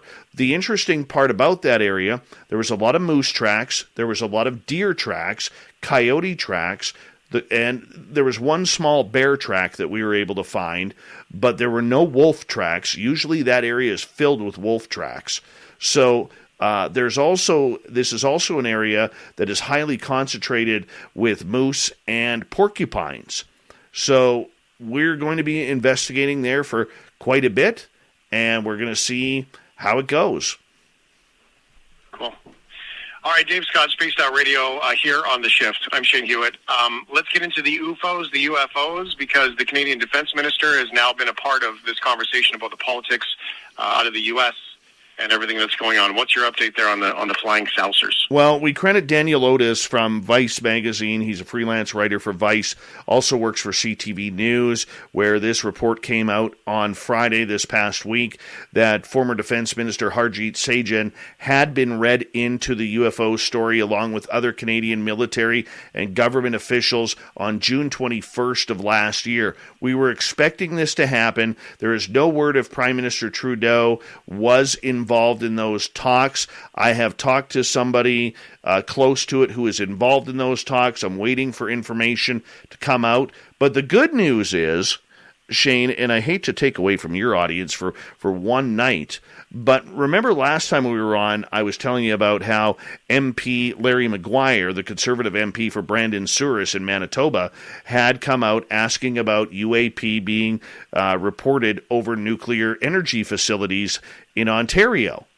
Well, on June 1st, we actually have MP Larry Maguire coming on the show to talk about UFOs in Canada and what should happen with the government and the Canadian government and how they should be handling this topic. This will be the first interview that Maguire has given publicly outside of print regarding this subject of UFOs. So we have him for the first hour of our show, and we're going to ask him some pretty tough questions because we need to get this ball rolling.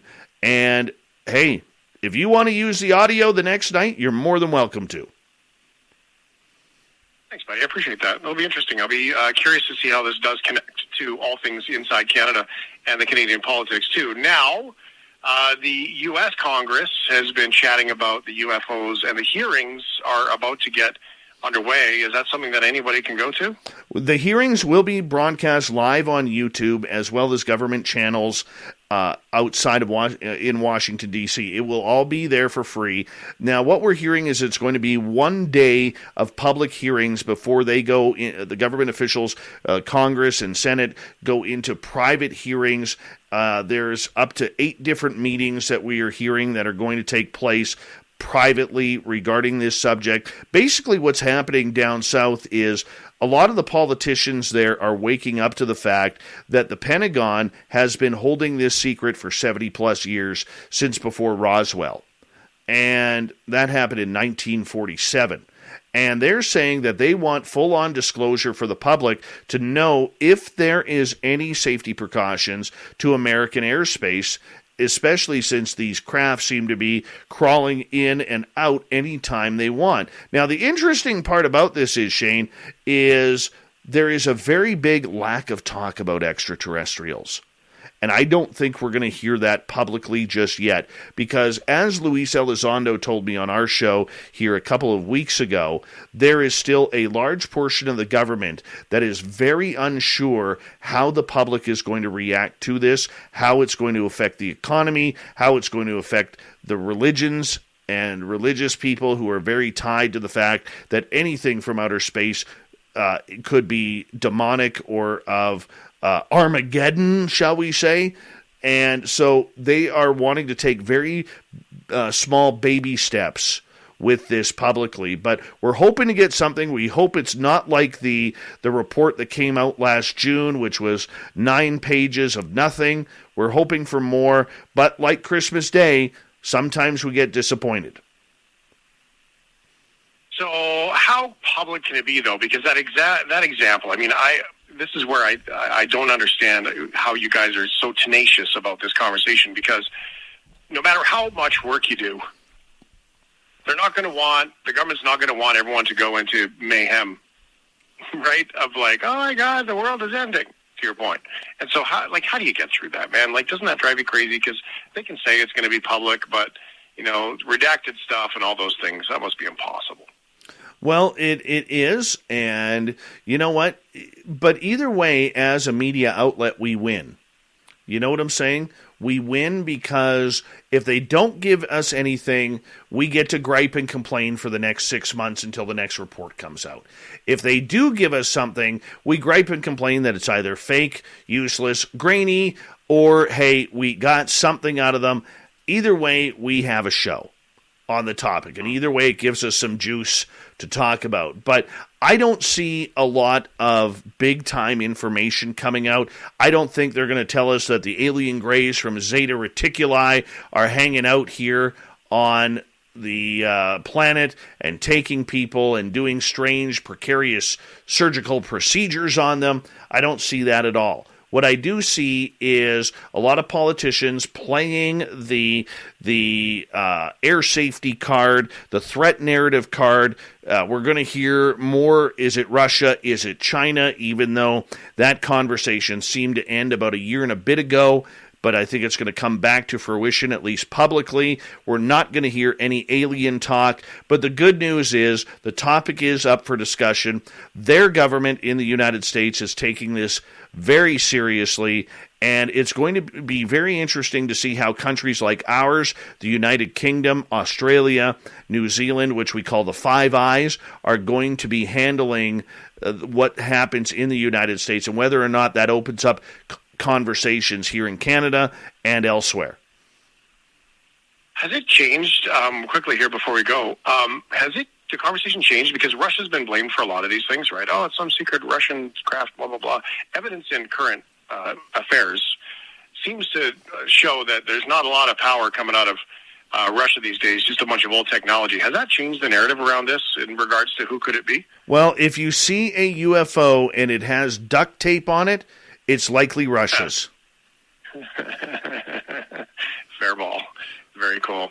Dave Scott, spacedoutradio.com. You can check it out online and listen online anytime. Thanks so much for being here, Dave. Always a pleasure, Shane. We'll talk to you next month. That is Shane Hewitt from The Shift, going right across Canada on Chorus. And now it is time for us to get to Shirky Poo's news. What time is it? It's time for Shirky Poo's news! Yes, we are professional as ever. Professional as ever. That's how you get into a newscast, right there. All right. There's a cat named Miska in Bellevue, Washington, that has cost its owner $150,000. Miska has been embroiled in lawsuits for the last 8 years because literally she is a homicidal sociopath cat. Since 2014, Miska has been slapped with various court orders for allegedly committing cruel and horrendous atrocities on her neighborhood's other animals. According to the complaints, Miska has allegedly killed at least a dozen of the pets. We're emphasizing the alleged nature of these crimes because even if Miska had committed them, her court case has taken a surprise turn. Yet the city of Bellevue and King County were ordered to pay a $125,000 settlement to Anna Daniele, Miska's owner. Why? Not because her cat was proven innocent, but because Daniele's lawyers managed to prove government overreach. Yeah. So here's what happened. Complaints about Miska's alleged misdemeanors have been flooded into King County's Regional Animal Services the past decade, and the reports go back to 2012. At that time, a resident in Miska's neighborhood filed a complaint that the cat was stalking their dog. Yep. And then, in 2014, another neighbor made much more serious allegations that Miska the cat had left the neighbor's rabbits with their ears and tails ripped off through the wire of their hutches. The same neighbor also claimed that at the time that they had been going on for the last 7 years, that Miska had killed dozens of animals, including rabbits, chickens, and ducks. Another report had Miska slaughtering dozens of pets over the summer of 2019. We're dealing with close to 100 dead animals. Now, Animal Control took the claim seriously, and they ordered Miska to confinement. According to officials, ordered Daniele to keep Miska inside or in an area secured with a padlock or leashed if she was outside. However, Miska or Daniele didn't comply and said being stuck inside would make Miska unhappy. She filed an appeal against the confinement order a month later, claiming she had seen 6 other unconfined pets prowling around the neighborhood, one of them closely resembling Miska. Oh, so she's trying to put the blame on someone else here. Yeah. Could there be another cat behind the killings? Well, who knows? In 2015, Daniele momentarily agreed to sign the surrender forms for the cat. However, when animal rescue workers later came to pick Miska up, Daniele refused to hand the animal over. This was extremely frustrating, as we were ready to get Miska into a home where she was not free roaming. Months of correspondence and then determining a great new home came to nothing. Christine Alizio, director of Savannah Cat Rescue, said, "Over the years, the complaints and fines have been steadily rolling in. By this time, Miska reportedly has more than 30 cited violations and accrued more than $30,000 in outstanding fees." That is one dangerous hellcat. One dangerous hellcat. Oh, my goodness. Okay, another reason why you should never live in Australia. A family in Booterrim had to deal with 4 large carpet pythons that decided to invade their home's backyard deck. The 4 snakes appeared on the deck over a 2 to 3 day period. 6 snakes in total have showed up at the house over 2 weeks. The family called reptile specialists, Sunshine Coast snake catchers, 24/7 to handle the issue and take the snakes off their property. The company uploaded the video to Facebook of their catcher, Stuart, grabbing 2 of the carpet pythons before releasing them back in the wild. Mackenzie had to stop by the house multiple times to catch snakes, with the last one being the thickest he had ever seen. It's not very often this happens, but during the breeding season, we regularly get called out for multiple snakes at one home. Recently, a large snowcorn snake was spotted and captured by police in Dublin, suburb of Lucan. Yet no charges were laid to that snake for being in an area that it trespassed to. It's just simple. It's simple. If your patio has 6 carpet pythons on it, you got to burn it. Just blow up the house. Take a stick of dynamite. There's no point in living there anymore. Okay? Blow it up. Because you know they're under the house. They're crawling through the walls, in the ceiling. No point in ever opening up the attic because there's going to be big snakes in there. Yeah. Australia. You can have it. You can have it. No wonder you all come to British Columbia for skiing because you don't want to die in your own country. Don't blame you. Thank you to Shirky Poo for the news, Shane Hewitt from The Shift, Super Duke from World Bigfoot Radio, Swamp Dweller for another spooky story, and our guest tonight, Christopher Sharp from Liberation Times, talking about the hearings next week. We got Mr. Ron Bumblefoot Thal rocking in the background with Little Brother is Watching. Bumblefoot is the official music of Spaced Out Radio, rocking us in and out of every single show. Get your horns up for the guitar god himself.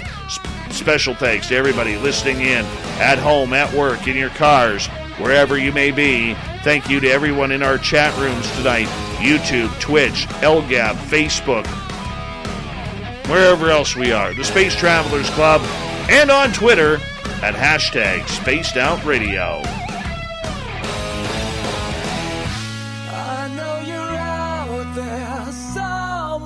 Remember, this show is copyright by Spaced Out Radio and SOR Media Ventures Limited. Thank you so much for choosing to share your evening with us, because together, my friends, we're watching. We own the night. Mr. Bumblefoot, we need a favor. We need you to take us home.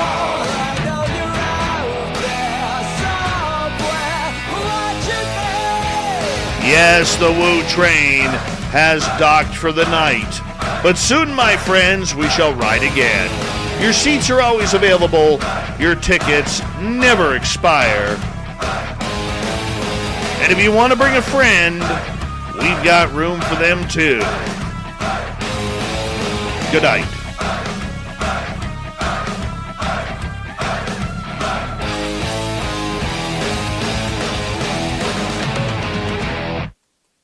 Going on vacation is the best, but planning a vacation, that you can certainly do without. So book a trip with Apple Vacations to Breathless Resorts and Spas. Whether you're looking for an all-inclusive couples retreat to the Caribbean or a family vacation, you can count on us to find a trip you and your family will love. Apple Vacations has over 50 years of providing stress-free vacations, so you can relax and make memories. Visit applevacations.com to plan your perfect vacation today. That's applevacations.com. Ask Gregory is a financial podcast from the guys who bring you Winning at Life with Gregory Riggs. Something that's come up is, if you're not at your old job, maybe your 401k shouldn't be either. But do you really know why we say that? Ask Gregory is our new podcast with financial topics broken down into specific little chunks. So if you have a financial situation or you just want to learn more about money, ask Gregory. Find the Ask Gregory podcast on the Winning at Life app or wherever you get podcasts. Investment advisory services offered through AE Wealth Management, LLC. The firm is not affiliated with the U.S. government or any government agency.